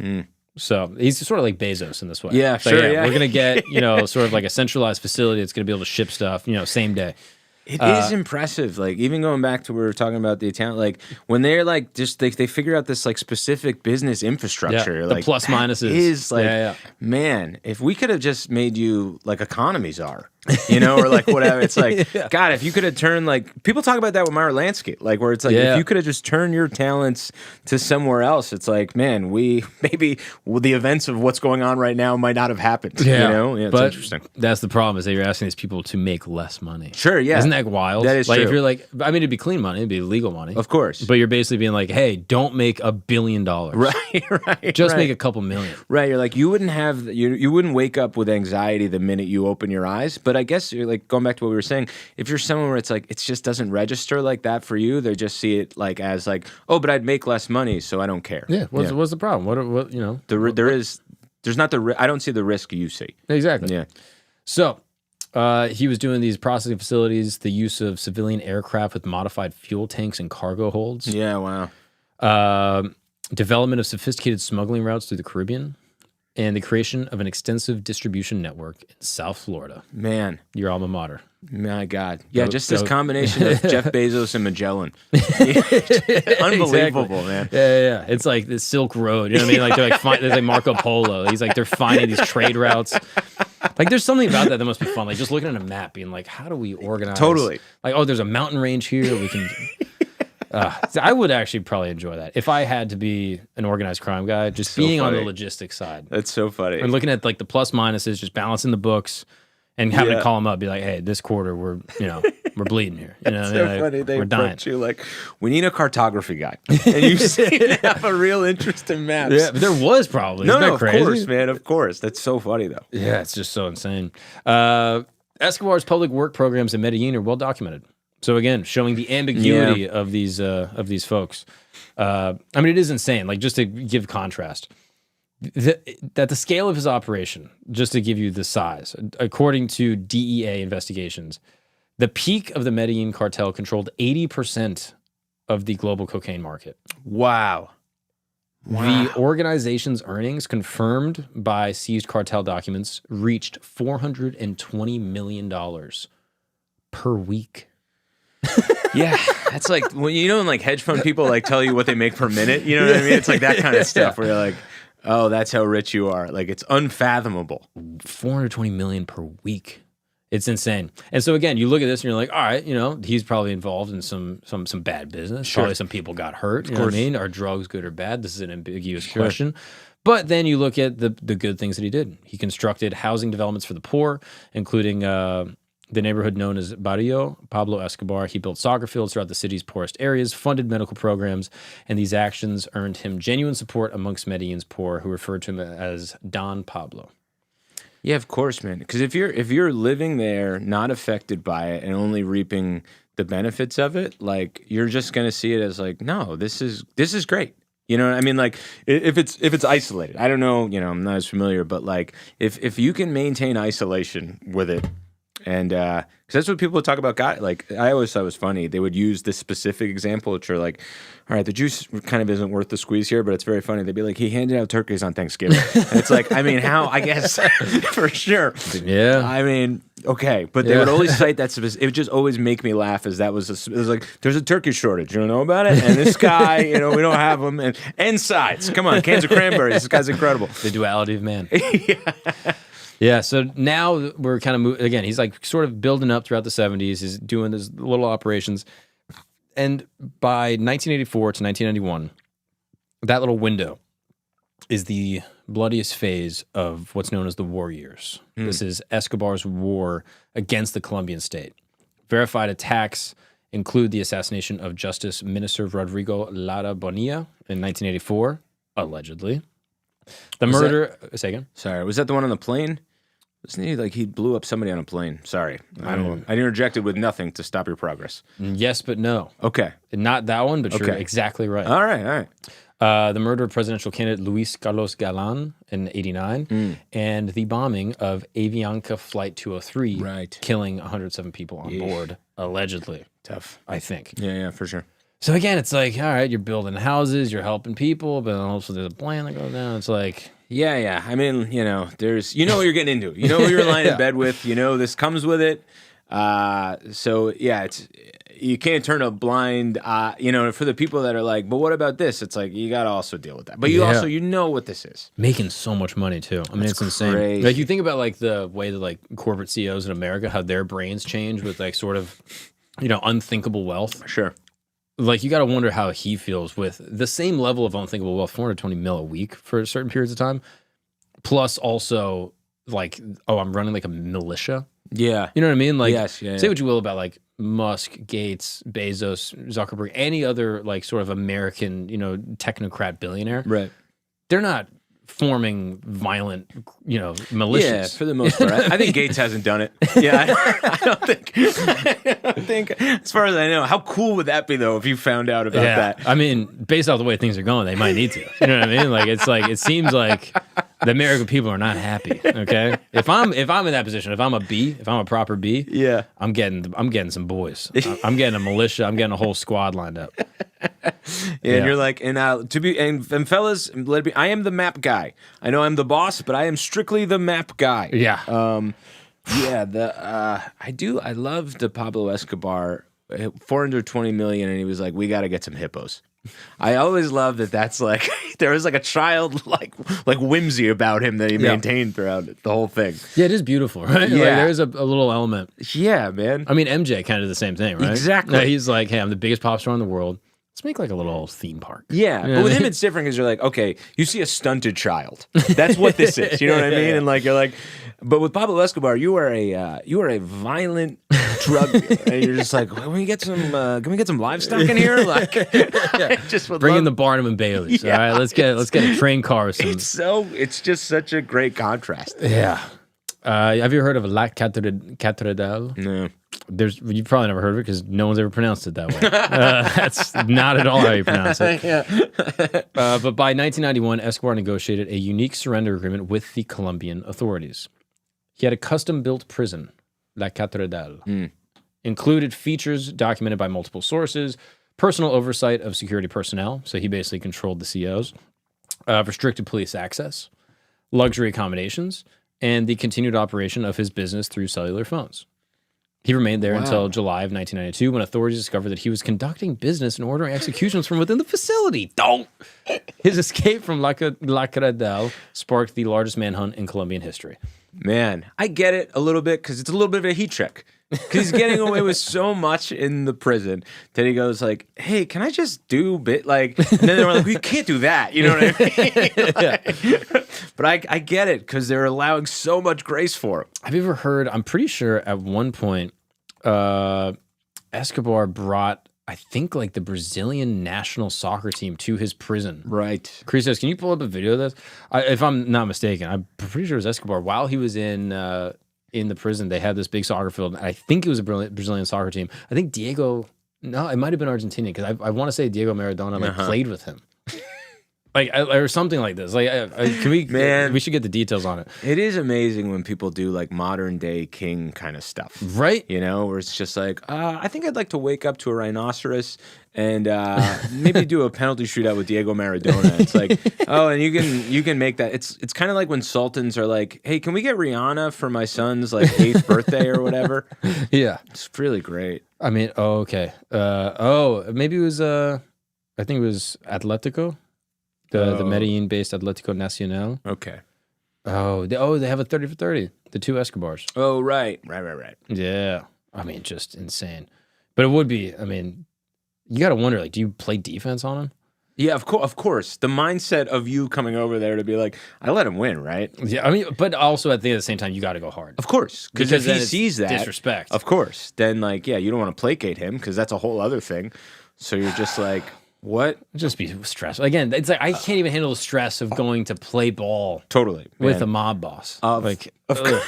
Yeah, man, of course. Oh, yeah, goodness. What is the move here? You almost want to be transparent about like, hey, so here, cards on the table. I want to walk out of here alive. Yeah. I don't want to treat you like a child. At the same time, I don't want to disrespect you and you feel disrespected in front of your peers or whatever it is. So you let me know percentage-wise how I'm going here. Yeah. Because I am a professional soccer player and you are a guy who does a tremendous amount of cocaine every night. Yeah. And you're built like an American football player. Yeah, exactly. So it's not, chances are it's not going to be great for you. What is the move? Yeah, that is stressful. I would just... Yeah, I don't know. I think you just got to fake an injury. That's what I would do. That's not a bad move. Yeah. Actually, I think that is the move. Faking it and just be like, hey, my Achilles. Ankle injury. So you go, yeah, that's it. So he eventually escapes. I think he just walked out. Of course. And the search for Escobar involved unprecedented cooperation between the Colombian authorities and the U.S. agencies. The search block, a specialized Colombian police unit, worked with the DEA and the CIA personnel to track him through radio triangulation and phone surveillance. December 2nd, not long ago, the anniversary just passed, 1993. The search block located Escobar in Medellin, and official records indicate that he was killed during an attempted escape across neighborhood rooftops. Sure. I mean, wild. Also, I guess just bird's eye view, pretty cool way. The neighborhood rooftop, it feels like Aladdin. It feels, you know what I mean? One jump ahead of the bread line, he's just flying around. Yeah, and that's funny. He has a monkey too, because of whatever. So we got hippos, we have capuchins. Yeah, I will say too, man. And this, not to go back to our boy Mangione, but the idea of there's got to be a little bit of you've got to feel good a little bit, or at least. Like Bin Laden, Escobar, this guy was just like, the whole country wants me. Do you know what I mean? There has to be a little bit of you that's like, it's a little bit of an ego thing. Bro, this guy's Twitter is still up. Your boy. Crazy, man. I wonder who's running it. I wonder what friend has the password that what is he, 26? He's got to have some dumb friends. Yeah, I mean, let me say, it doesn't seem like he's he hasn't posted in a while, but he has like all these old tweets. Again, I'm sort of apprehensive to read them just because I'm like, I don't know if, sure, of course, until he's convicted, or at least like I've read from something not Twitter that he's been apprehended. But if anyone's interested, I mean, his Twitter's still kicking. It seems Kaczynski-like in terms of the intelligence. That's the problem. Yeah, no, that's what I mean. You read Kaczynski's, manifesto. You read Kaczynski and and you go, pretty good points here. This guy's spitting facts. Yeah, this guy got bars. Look, he's off on some stuff. Don't get me wrong. You got to delineate, but like it's bad. You shouldn't do crime. Shouldn't do crime. Terrorism is bad, of course. But he does. But say everything up until the terrorism. Like, Theodore, there are some good points here. Well, that's like, remember when Osama went viral on TikTok? Of course, yeah. Everyone's like, wait a second, this Osama guy. that was bananas. Yeah, it's insane. It's all insane. Because that, doing bad things is bad. Of course, and I think also, of course, it goes without saying. But everything up until the bad things. Yeah, look, there's, but I think that was so crazy, especially someone who like was around in the New York area, from Jersey, around that time, who like you knew someone who was affected by 9/11, to have another generation that was just like, well, it's the movies for us, for them to be like, that is a good point. So that was an interesting thing. That was and I'm a liberal, but like that was a bridge. That was the moment where I was like, I'll homeschool my kids. Like that was the moment where I was like, this might be a bridge too far for me. Oh, that is funny. Yeah, but dude, I just had a child like a couple months ago, and I tell people, I'm like, yeah, I like to homeschool. And people look at you like you're crazy. They look at you and they're like, you can't do, as if like school is like doesn't have any issues. No, man. It's like, hey, I don't know if you've seen the news. Yeah. Okay, there's some wild shit that happens at school. Yeah, man. It's like, I'm not saying every person should homeschool their kid, but I'm saying if you're a decent guy, if you're a good father, if you're a good family.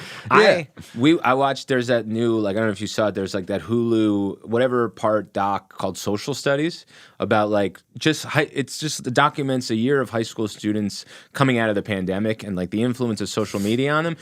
Everything that happens within that year is like, there's a school shooting. Yeah. There's, there's these, it's like, to the point, my wife and I were watching it last night and she was like, we don't even have a kid. She was like, we should homeschool our boy. We don't know. We don't have.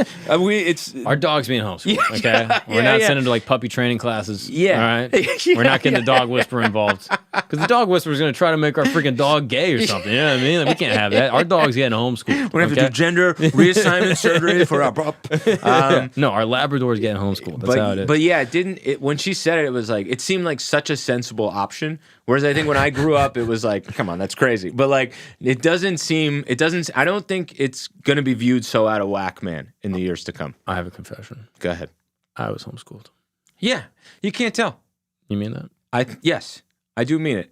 Thank you. I know there was a little bit of trepidation in my voice, and I'll give you why, because I didn't want to just like blanket agree. I wanted, for the sake of entertainment value, I wanted to be like, I mean, look, you're a little off to the left. We could all see this, but no, you can't tell. Up until like the 4th or 5th, I actually got to double check. It was like halfway through 5th grade or something like that, and I went into school. And here's the problem: as I was homeschooled, and the first I don't even know, it was like 9 years of my life. My entire education system was like Socratic. I would just like hang out with my mom and we would like debate about like religious philosophy. Wow. Like we would go back and forth about the Reformation. Wow. And she'd be like, oh, dude. Martin Luther. Okay. Wow. Not King Jr. Okay. We like King Jr. But Martin Luther, the OG, my mom was just like, ugh, like this guy with the Reformation didn't reform anything. He destroyed the church. And I'm going back and forth with her. Like that was like my whole early childhood. Wow. And then I go to school. And I was doing great in school. Yeah. And then by the time I graduated, I was just like leveled out. Yeah, yeah. Right. I had a great edge. Right. I just lost it. I was like, damn, I had such a chance if I was homeschooled. That is pretty amazing. I could have gone to UPenn. Yeah. Imagine that. If I was homeschooled longer, I could have gone to UPenn. I could have denied and defended and deposed. Like, I could have been something. God, if it is this guy and he's convicted, whatever it is, man, if it turns out to be he's not. If the whole thing unravels in a certain way, and this is all just, we're speaking in theoretics here, the prison letter. I mean, like, the amount of prison letters this guy is going to get, it might be a reality show here. They might need to give him Escobar's old prison. They might need to do that. They might need to give him... Yeah, man, give him some geese. Yeah. Give him some tigers, Let him play with Leo Messi. Let him be in a Mr. Beast video. Whatever he wants, all right? Just let it rip. Let him meet Mr. Bean. Yeah. Whatever his dream is. Yeah, give him a hippo. Be awesome. All right. let's run it back just to the old school. Talking about mobsters, all right? Ahead. Guy named the Red Devil in the White City. Okay. Mr. Al Capone. Sure. Al, do you know what that's short for? Albert. I actually don't know. I didn't look that up before I asked you, which research-wise, it seems like a huge mistake. I mean, in my mind, I'm like, oh, Alphonse. Oh, Alphonse. Okay, that's got more flair to it than Albert. Yeah.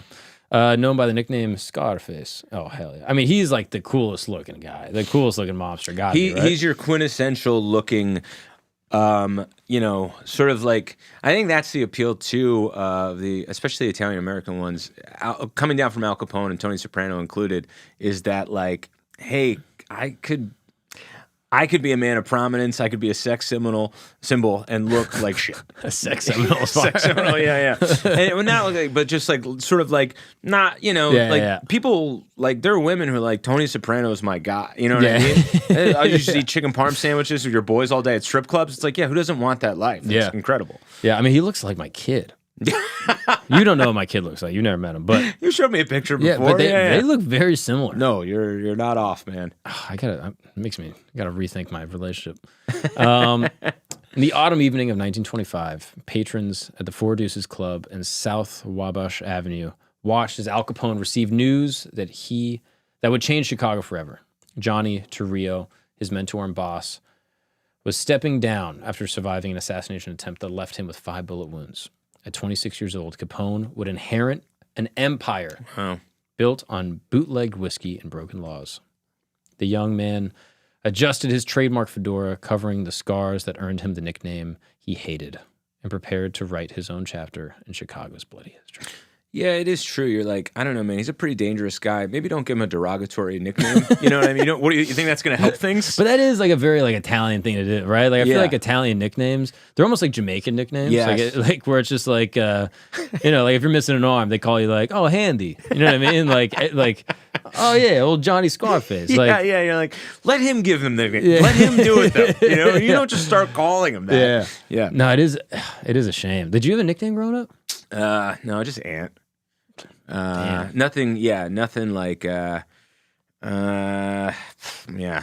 You didn't have any type of deformity. No, I didn't. I think, I was tried to be a Tony early on, but I don't think I fit the mold so well. So they were just like, you do like poetry too much. Too much of like, this guy. Yeah. Did you have a nickname? No, I wish. I always wanted a nickname. Really? Yeah. It seemed like a lot. It seemed like a burden to me. It was like a lot to live up to. I guess it depends on what the nickname is, right? Yeah, I just felt like it boxed you in. You know what I mean? Like if you're Wild Mark, it's like, well, what if you want to just have like a sensible meal? You know what I mean? Or like whatever it is. Like you're just like, you're so pigeonholed early on. I feel like. Yeah, that is a good point. I don't know. I just I never had a cool nickname. I always wanted though. Did you try to force one on or no? No, this is the thing. My last name en français is Gagnon. Yeah, okay. It's beautiful French Canadian. Yeah. Gagnon. It comes from the verb Gagnon. to win in French gagner. Okay. So it's got like awesome history. It's great. Yeah. And then we moved to Florida. It becomes Gagnon. Of course, man. Yeah. What are you gonna do? And so like the litany of nicknames that come from that. I was just like, I'm stuck with Mark. You know what I mean? Yeah. Then Mark, you can't really nickname. Yeah, Mark's not. There's no nickname ability with that. Yeah, there's not a lot of places to go with that. Exactly. Gagnon really, Gagnon. Oh man, Gagnon. The way you said it, I was like, that is cool. Gagnon. You're just feeling shame just saying it. Like imagine how I feel. Of course. You can't walk around Florida and being like, it's actually Gagnon. Yeah. Oh my goodness. Yeah. You'd be killed. But yeah, so I never had a nickname, but I always wanted one. Sometimes you get Gags. Sometimes I got Gags, which is kind of cool. Gags is cool. Yeah, Gags. I feel like Gags is cool. It's pretty innocuous, and that's a fun one to say, man. Gags is cool. Gags is good. But it never really stuck. I never got Gags. Yeah, I got DeVito. I would have taken That's Scarface. Just my last name. If I got Scarface, I would run with that. Scarface is a lot, though, man. You got to be Scarface all the time. That's what I'm saying. But then people would be like, "You don't even have a scar." I'd be like, "Not yet." Could be you. Yeah, exactly. Fucking back up. Oh, that's interesting. To give yourself a nickname that, like, almost like Minority Report yourself with a nickname. That's sort of fascinating. Fortuitous, you know what I mean? It's like fucking, okay. Very ominous. That's so funny. You're like, I'm Fat Mark. You're skinny. You're like, I'm planning on gaining some weight here. Exactly. Yeah, well, the FDA is not really. Look at Red 40. You know what I mean? Our food is poison. Okay, it's so processed. You take like a hard stance. Yeah. Yeah. I mean, I should do that. Yeah. Dude. Give you some, allow you to be fat. You're like, well, this guy's just living up to the name he gave himself. Yeah, prostate cancer mark. Like, did you have it? I'm like, no, but statistically, 1 in 3 men in America by the time they're 80. Look into the facts, all right? Anyway, shout out RFK. He's going to fix America. The Chicago that Capone inherited was a city of stark contrast. The wealthy dined in elegant restaurants of the Gold Coast. Workers crowded into speakeasies in the shadows of the stockyards. Capone made his headquarters at the Lexington Hotel, from which he could oversee his growing empire. Unlike other gangsters who operated in the shadows, he conducted interviews with reporters in custom-made suits that cost more than a factory worker's yearly salary. I'm just a businessman, he would tell reporters at the Metropole Hotel, his favorite haunt. I've made my money giving people what they want. What he didn't mention was that his business grossed nearly $100 million annually, all of it untaxed, unregulated, and frequently blood-soaked. Crazy. Man, $100 million back then too. Man, that's so much money, right? Yeah. In what is this? 1920, 1930s. Like, right. What a genius move, though. Like these guys are genius marketers. You know what I mean? Like to really understand. Like if you look the part, people will go like, I don't know, maybe he's not. Like what's interesting also is that like there was no, especially in his time, there was no prototype of a gangster. Right. You know what I mean? Like that's actually who he was. Yeah. Like all these like Italianisms that we talk about, these stereotypes that are offensive to you. He was just that guy. By the way, I just think they're hilarious. Now you turn face. Back then I was very old liberal Tony marching Columbus Day. Yeah. I mean, it is hilarious. Your mom said you couldn't watch The Godfather. Yeah, like, that was like my mom didn't let me watch Harry Potter. You know what I mean? Different reasons. You know what I'm saying? But similar though. That's interesting, man. No, I'm actually joking. My mom didn't really care. She was like, I got probably too much freedom when it came to like consumption. I had all these older siblings. They would just turn on stuff and I would watch it. No, I was similar. She was pretty loose. I mean, that's what was a nice thing when your dad was whoever he was. Like the bar was so low for me. Do you know what I mean? Like as long as I didn't commit heinous crimes, it was just like my boy is a saint. Step up. Yeah, totally. Step up. Things were not always peaceful for old Al Capone. The streets of Chicago became a battlefield as Capone's organization fought the North Side Gang for control of the city's lucrative bootlegging trade. The violence reached unprecedented levels. Police records show that during one particularly bloody week in 1926, 25 people died in gang-related activities. Chicago's corners became experts in treating bottles riddled with Thompson machine gun bullets.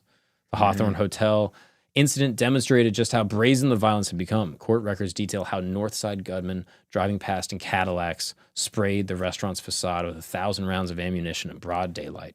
Capone survived by diving for cover. The next day, workers began installing steel plates in the walls, and they're still there to this day. Man. Wild, man. It's stressful. So stressful. Again, I couldn't even fathom. And also, you read about this stuff, and it's like driving around in Cadillacs. Like, it's crazy how things change, but they're also the exact same. Like what do you mean?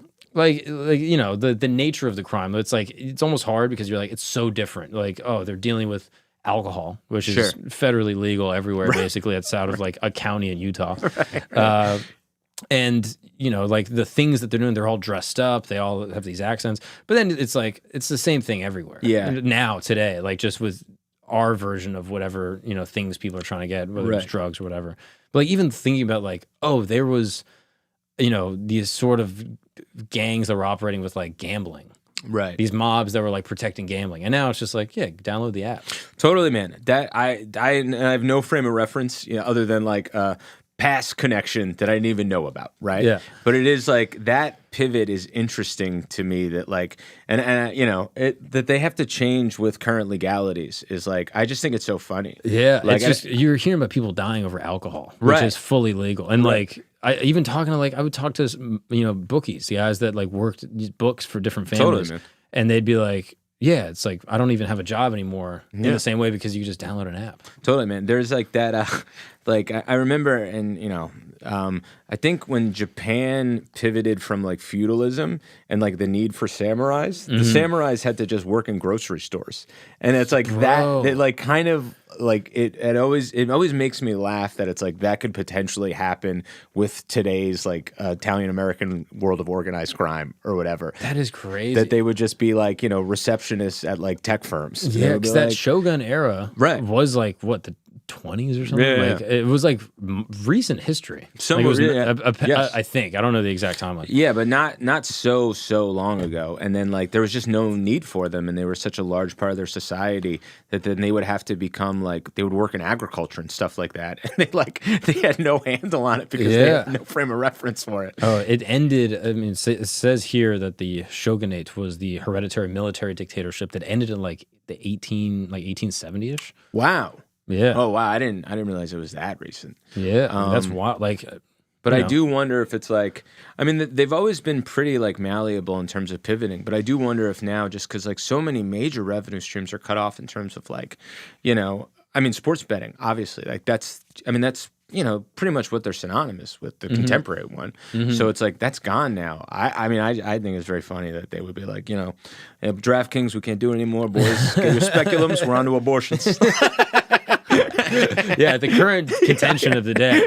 It's like, you know, the mob, they control all the organized abortions, and you know, they got a monopoly on it. Yeah, we are doing gender reassignment surgery in Texas. You know, we'll figure out. Yo, that is hilarious. Yeah. If all of a sudden it's like gender reassignment is completely illegal, imagine it's just like, hey, it's federally illegal. There's going to be a mob that's going to prop up and be like, hey, you know. You got a couple $100 bills. You could go from Leo to Lucy in an afternoon. Have you ever heard about the Valentine's Day Massacre? I've heard of it, but refresh my memory. We're going to explain this and the fall of Al Capone and his legacy when we come back from a short break. We're just going to hear from some of the sponsors that make this show possible. We'll be back in just a second. See you then. Hey guys, really quick, did you know that on this day in history in 1582, Pope Gregory introduced the Gregorian calendar, which most of the world still uses today? Or that in 1957, the Soviet Union launched Sputnik 1, the first artificial satellite, into orbit? This event triggered the space race between the USA and the USSR. I learned these facts pretty recently, actually, on the S'more Camp newsletter. That's right, S'more Camp, the inner sanctum. For this kind of show, we do a ton of research. I have different researchers and friends that help me find information, and not everything can make the episode. Either it's like too crazy, it's too like weird or gory, and it will get demonetized on YouTube, or it's just additional and it doesn't always make it, but it always makes it into the S'more Camp Inner Sanctum newsletter. So if you are interested in expanding your mind, learning new information, and being the most interesting person into every room you step into, check it out in the description or this QR code right here. Now let's get back to the show. What's up, guys? We're going to take a break really quick because if you're anything like me, you're probably running late all the time. I am. I'm always leaving right when I'm supposed to be somewhere, and I never have time to sit down and grab a nutritious meal. And that's why I want to talk to you about this little product right here called Huel. Huel is absolutely amazing. It's got everything you need, all the essential vitamins and minerals, all the nutrients, all the protein you need in a regular meal packaged in this beautiful, convenient little bottle. That's right. No more of the days of you running out the door being like, oh, I'll just grab some fast food or something. Oh, I'll have like, the leftover cheeseburger in the fridge. No. With Huel, it's healthy, nutritious, everything you need to power through the day served in this little bottle right here. I mean, this has got 35 grams of protein, 7 grams of fiber, 27 vitamins and minerals. Everything's right on the back. And this will help you get through the day. It'll help you perform better, not only in the workplace, but also in the gym. I mean, at this point, I think they've sold over 400 million meals. I mean, is it 400 million? I mean, that's amazing. 400 million meals. So why not you? Take control of your health, be a little bit more time efficient, and get all the essentials that you need in every little bottle. If you're interested, go to Huel.com, use the promo code CAMP. That's Huel, Huel.com. Use the promo code CAMP and get 15% off your first order. Check it out right now. Get control of your health, get control of your life, and stop being so late. Let's just fix that also. Be on time, all right? Set an alarm. Let's get back to the show. We are here with my good friend Anthony DeVito. Tony DeVito. Come on. Huh? Tony Thank D. you. Come Thank on you, now. Mr. Gagnon. You almost made it Korean or something. Mahjong? You call me Mahjong? Nobody clip that. Please. And we're again just getting more just late breaking news regarding your countryman Luigi Mangione. Yeah, they're gonna be like, and every single detail we're talking about is little, like every new detail, it's just more and more positive about him. Like, Again, what this guy did is not good, but also he has a six pack. Yeah. And they're going to be like, oh, in 2023, he actually won the NBA slam dunk contest. Yeah. What? It's like really crazy. He and I think he's up to 80K on Instagram or on Twitter. Wow. 80K, including my sister, which I had mentioned to you before. I don't like that. All right, that starts to make it a little uncomfortable. But yeah, like you had just said while we were on the break, like this does feel a little different. It is an interesting ripple. Like the way that this whole thing is sort of unfolding, it feels a little different. It feels new.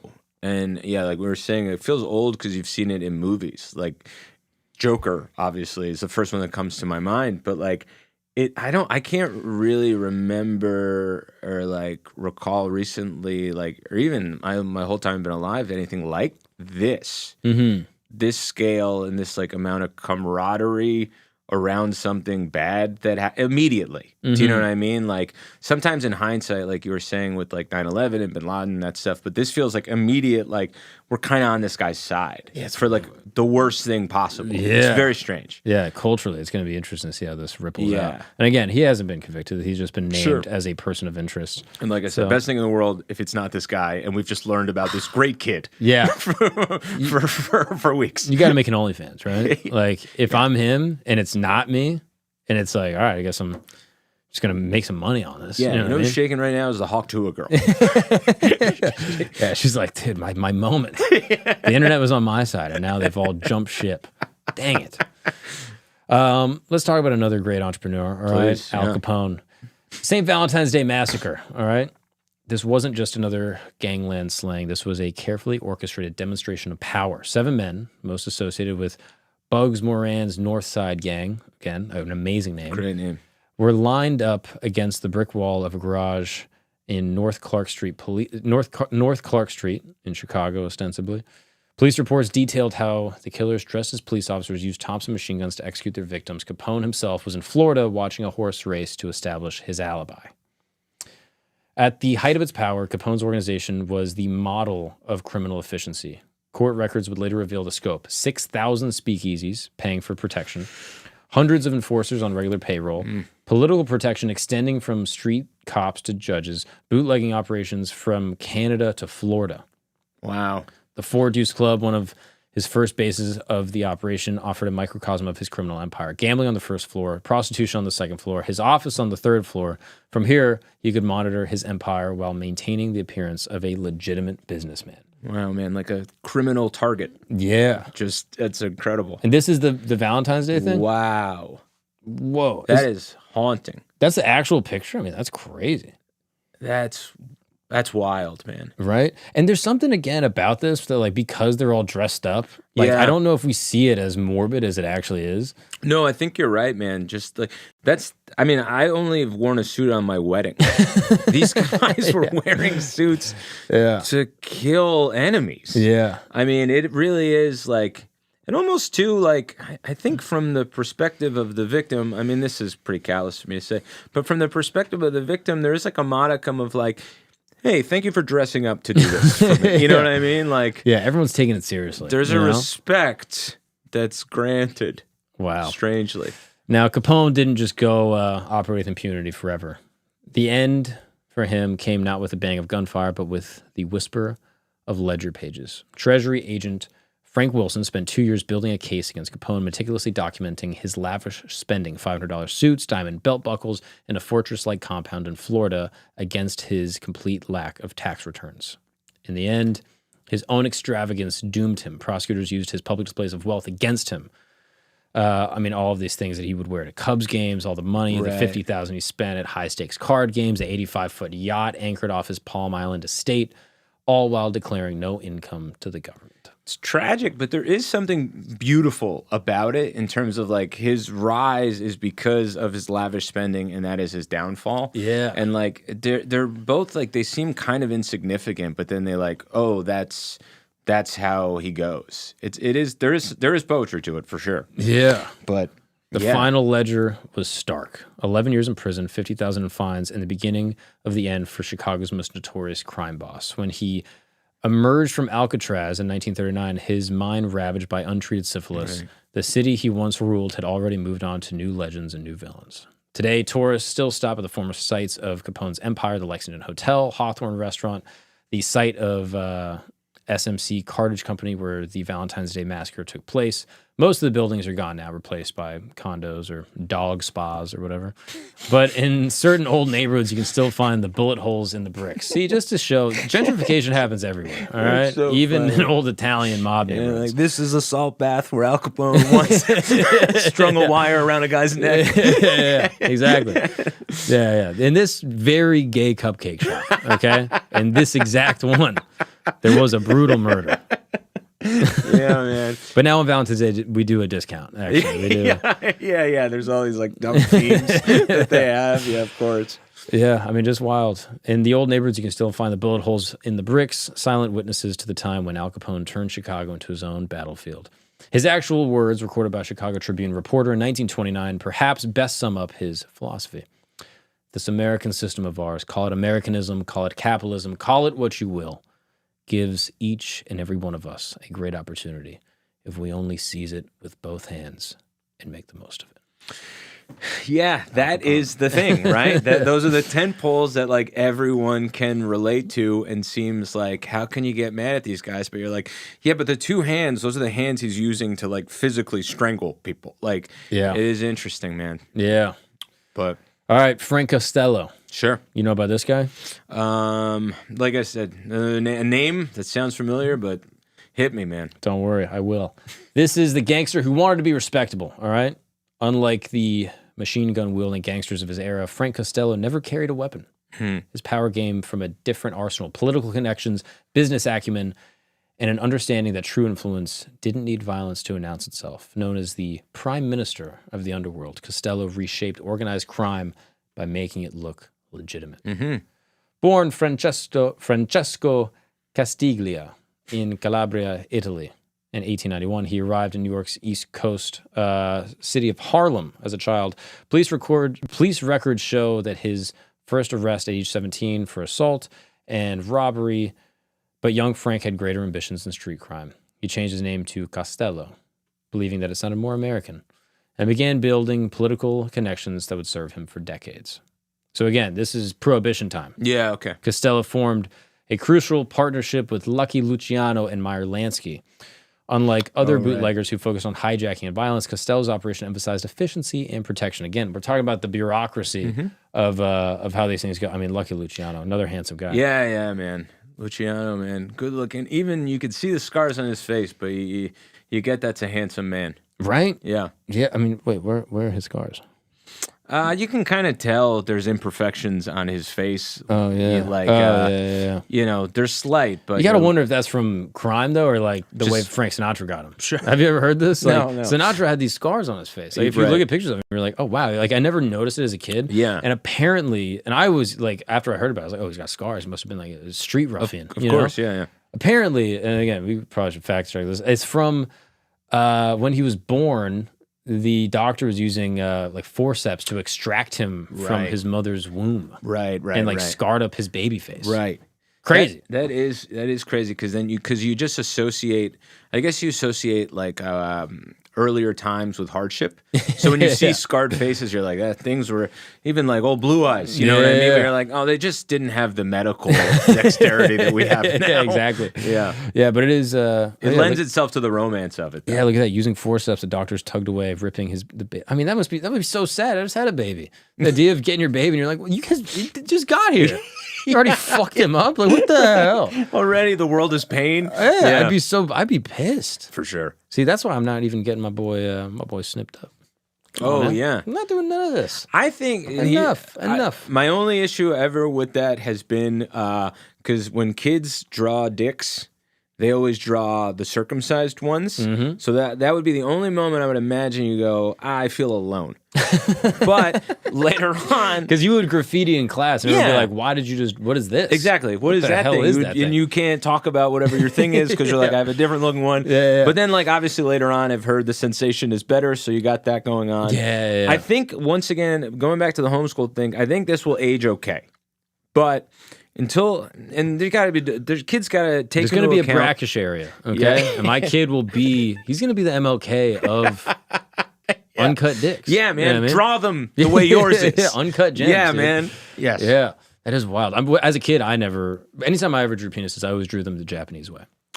What's that Just way? pixels. That's how I do it. That is true. If you look at any of my old textbooks, it'll just be pixels, and you'll be like, is he drawing a Japanese penis? It's not where you thought I was going with that. No. It's called misdirection, people, all right? Welcome to the show. Yeah, I was like, wow, you were so educated early on. Even your dick drawing was like cultured. Yeah, it's from the Shogun era, okay? Yeah. It didn't have pubes. It was just one long ponytail. It's like a gallery in your notebook.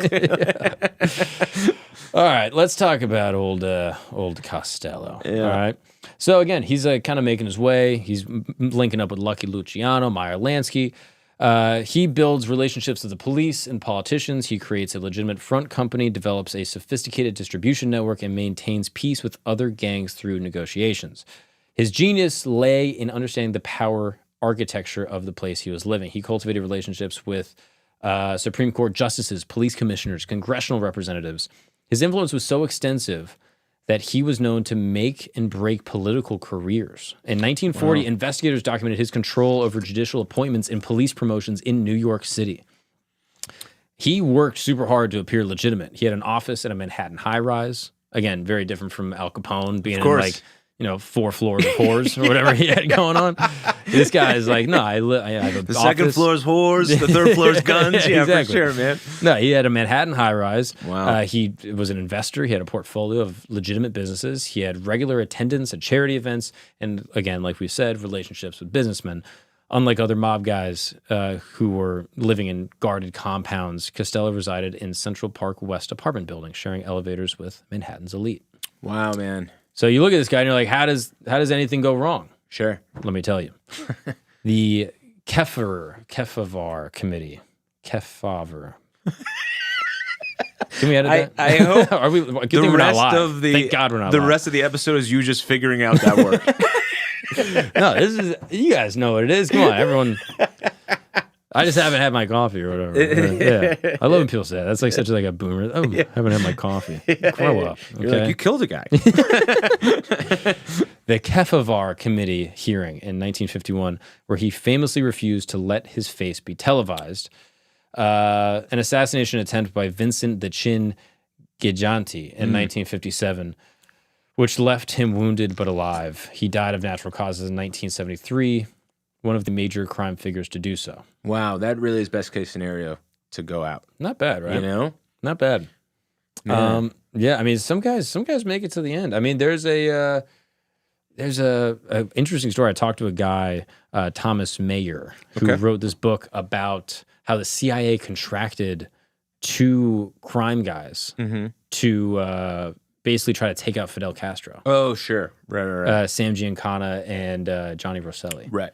And the CIA worked with them. And there was another guy that had worked with the mob that was kind of working with the CIA, And the way Thomas Meyer says it, Trafficante was his name.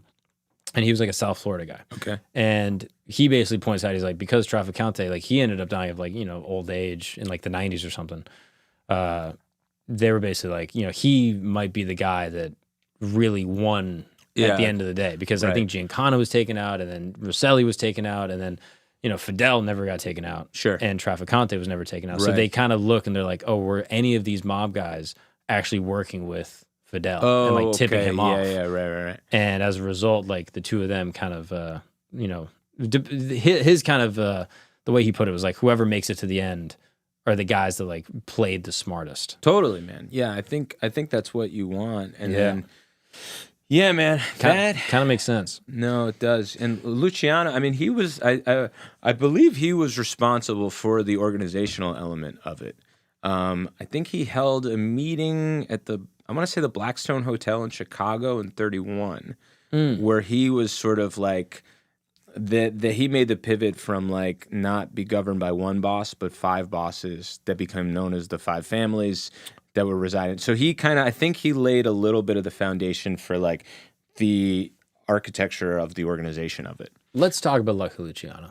Let's end with this guy. All right. Basically, I think he's also connected with Meyer Lansky, which is another fascinating guy. And Bugsy Siegel, right? They kind of rolled together. I believe so. Okay. So perhaps no relationship better illustrated Luciano's break from the old world thinking than his partnership with Meyer Lansky. They met as teenagers on the streets of the Lower East Side. Lansky, a Jewish kid who ran a craps game, and Luciano, a Sicilian, trying to muscle in. Instead of fighting, they form an alliance that would last basically their whole lives. Lansky brought mathematical precision to the operation. He would calculate odds instantaneously and spot cheating in any gambling operation, while Luciano provided muscle and connections. Lansky provided financial acumen. He pioneered money laundering techniques that are still used today, setting up offshore banking operations in Switzerland and Cuba. Wow.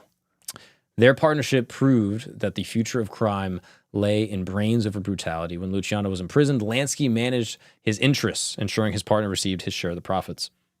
Wow. Best buds. Yeah, man. Upon Luciano's deportation to Italy, Lansky handled his American interests, sending him up to $100,000 a month in the early 1950s.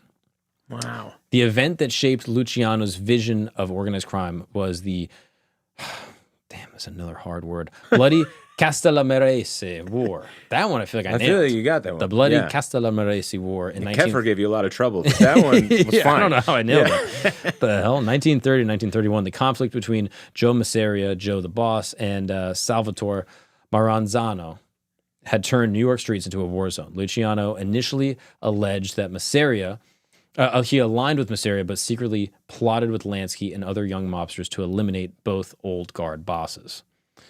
The hit on Masseria was meticulously planned. In 1931, Luciano was playing cards with Masseria at a Coney Island restaurant called Nueva Via Tamaro. Luciano excused himself to the bathroom. 4 gunmen, including Bugsy Siegel and Joe Adonis, entered and shot Masseria to death. The murder became famous. Masseria was found with an ace of spades clutched in his hand. Crazy. Yeah, man. And just like you had mentioned before, he basically put together the commission, the 5 families of New York: Luciano, Profacchi, Gagliano, Bonanno, and Mangiano. Al Capone from Chicago, Stefano Maggiadino from Buffalo, and Frank Milano from Cleveland. These became known as the commission. They established specific rules. No member could be killed without commission approval. No one could sleep with another member's wife. That's good. No dealing drugs to children. These are what the 10 Commandments should have been. I feel like Moses kind of dropped the ball, or maybe God, rather. What a funny sketch. He comes down from the mountain. Moses says an Italian guy. Yeah. But it is kind of, don't covet thy neighbor's wife. Totally, yeah, that's in there. It's in there. For sure. They're just more specific. Yeah, exactly. Yeah. Hey, stop banging, right. No drugs to children. Yeah. Sure you can find that. Territory disputes should be settled by a vote. All members had to be of Italian descent, although non-Italian associates like Lansky were given equal status. Then there's this guy, Thomas Dewey. You probably heard of him.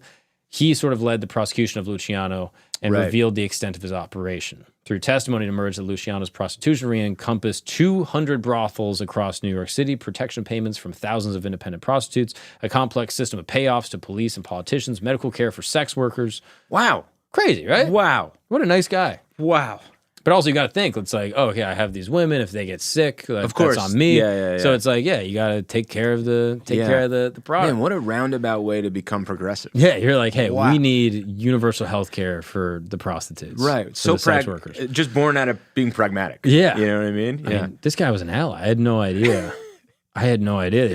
Yeah. Impeccable voting record. Yeah. I mean, we need to look back. Like, at the time, people were like so backwards. I mean, what year was this even? Like the 30s or something? I mean, I think it's the 30s. The full scope of Luciano's assistance during World War II included mobilizing dock workers to watch for German saboteurs. So this is a fascinating little ripple. Oh, yeah. That Luciano was basically like working with the U.S. government and was actually, I think at one point, even like using his connections in Sicily to try to like attack the like Axis powers and the fascismos, the fascismos in Italy. Crazy. Provided intelligence about suspicious activities in the ports, using mob connections to assist the Allied invasion of Sicily, and helped the U.S. Navy identify landing points in Sicily using his local contacts.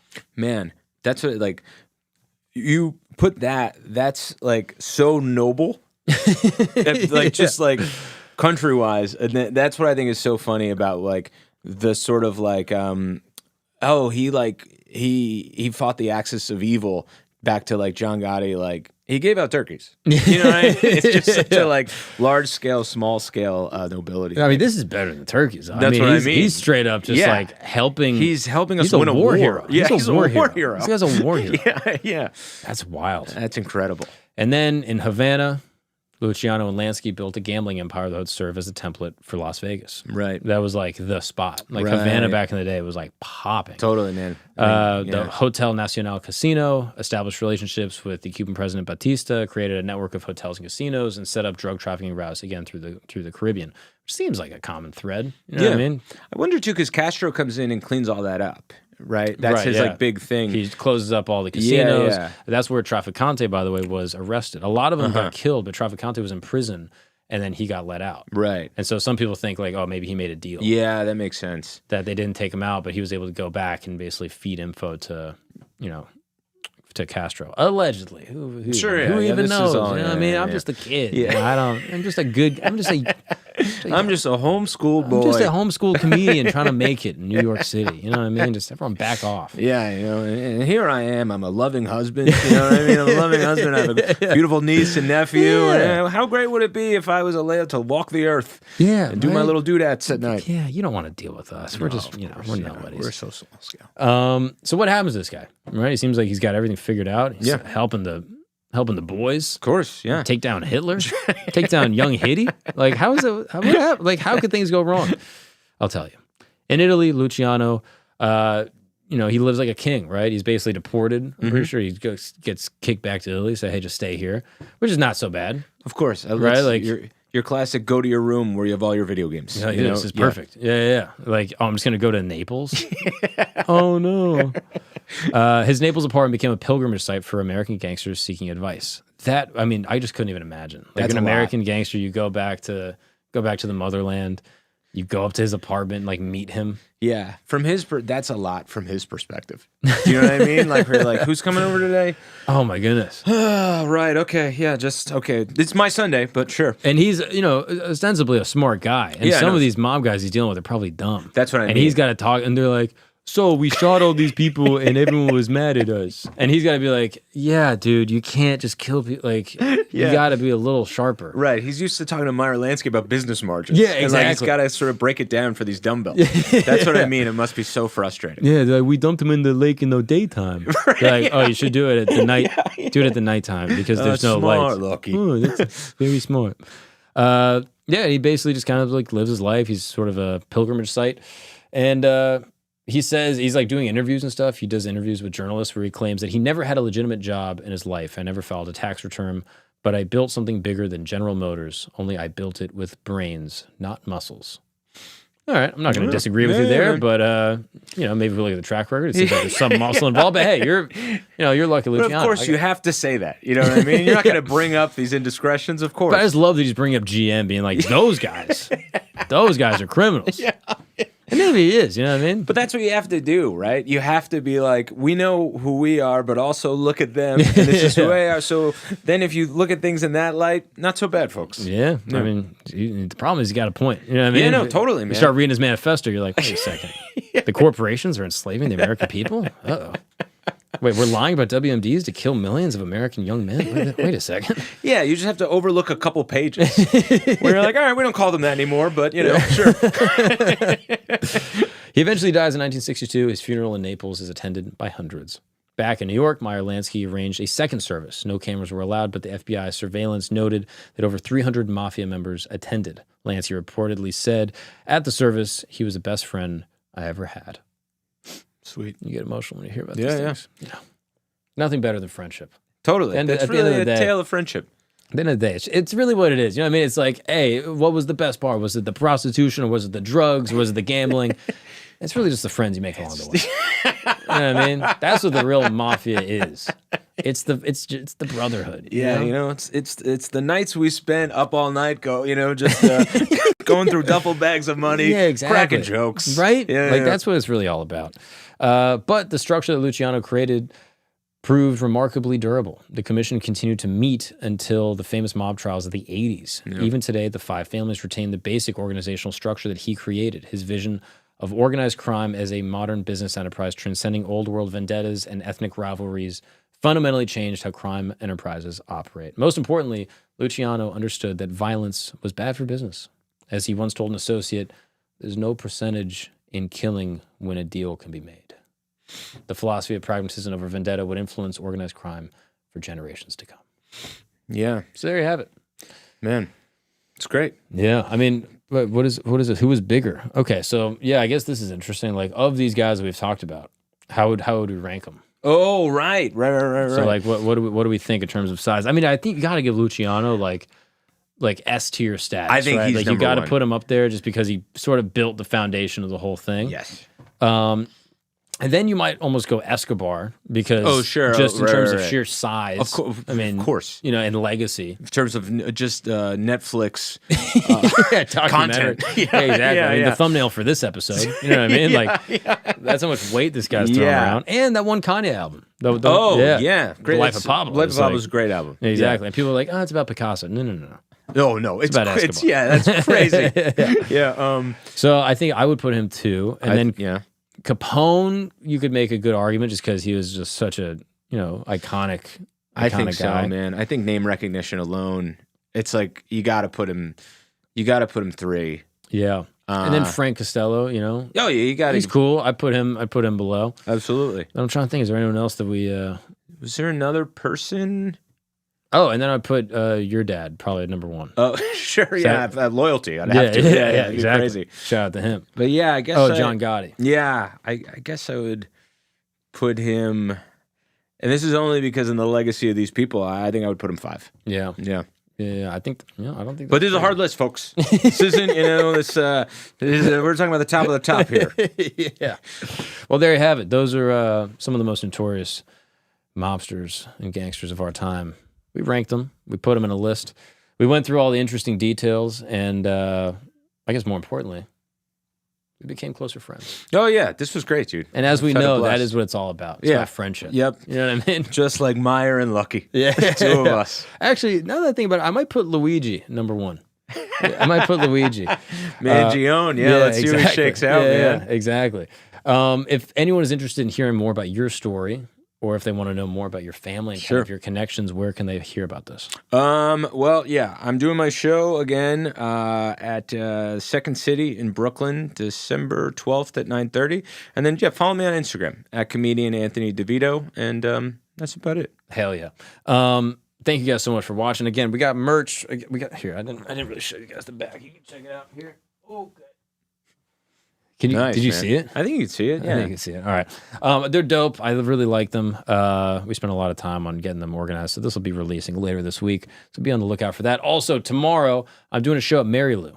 It's in like sort of St. Mark's area of New York City. So if anyone's in New York, I'd love to see you. Come on out. There's tickets on my Instagram.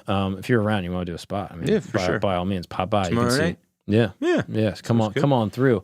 And again, if you want to throw something up on this shelf behind me, we'll have a P.O. box dropping shortly. Sorry about the Wi-Fi issue. Not great. All right, but we're going to get these things ameliorated going forward. Thank you all so much. This has been another episode of Camp. See you next time.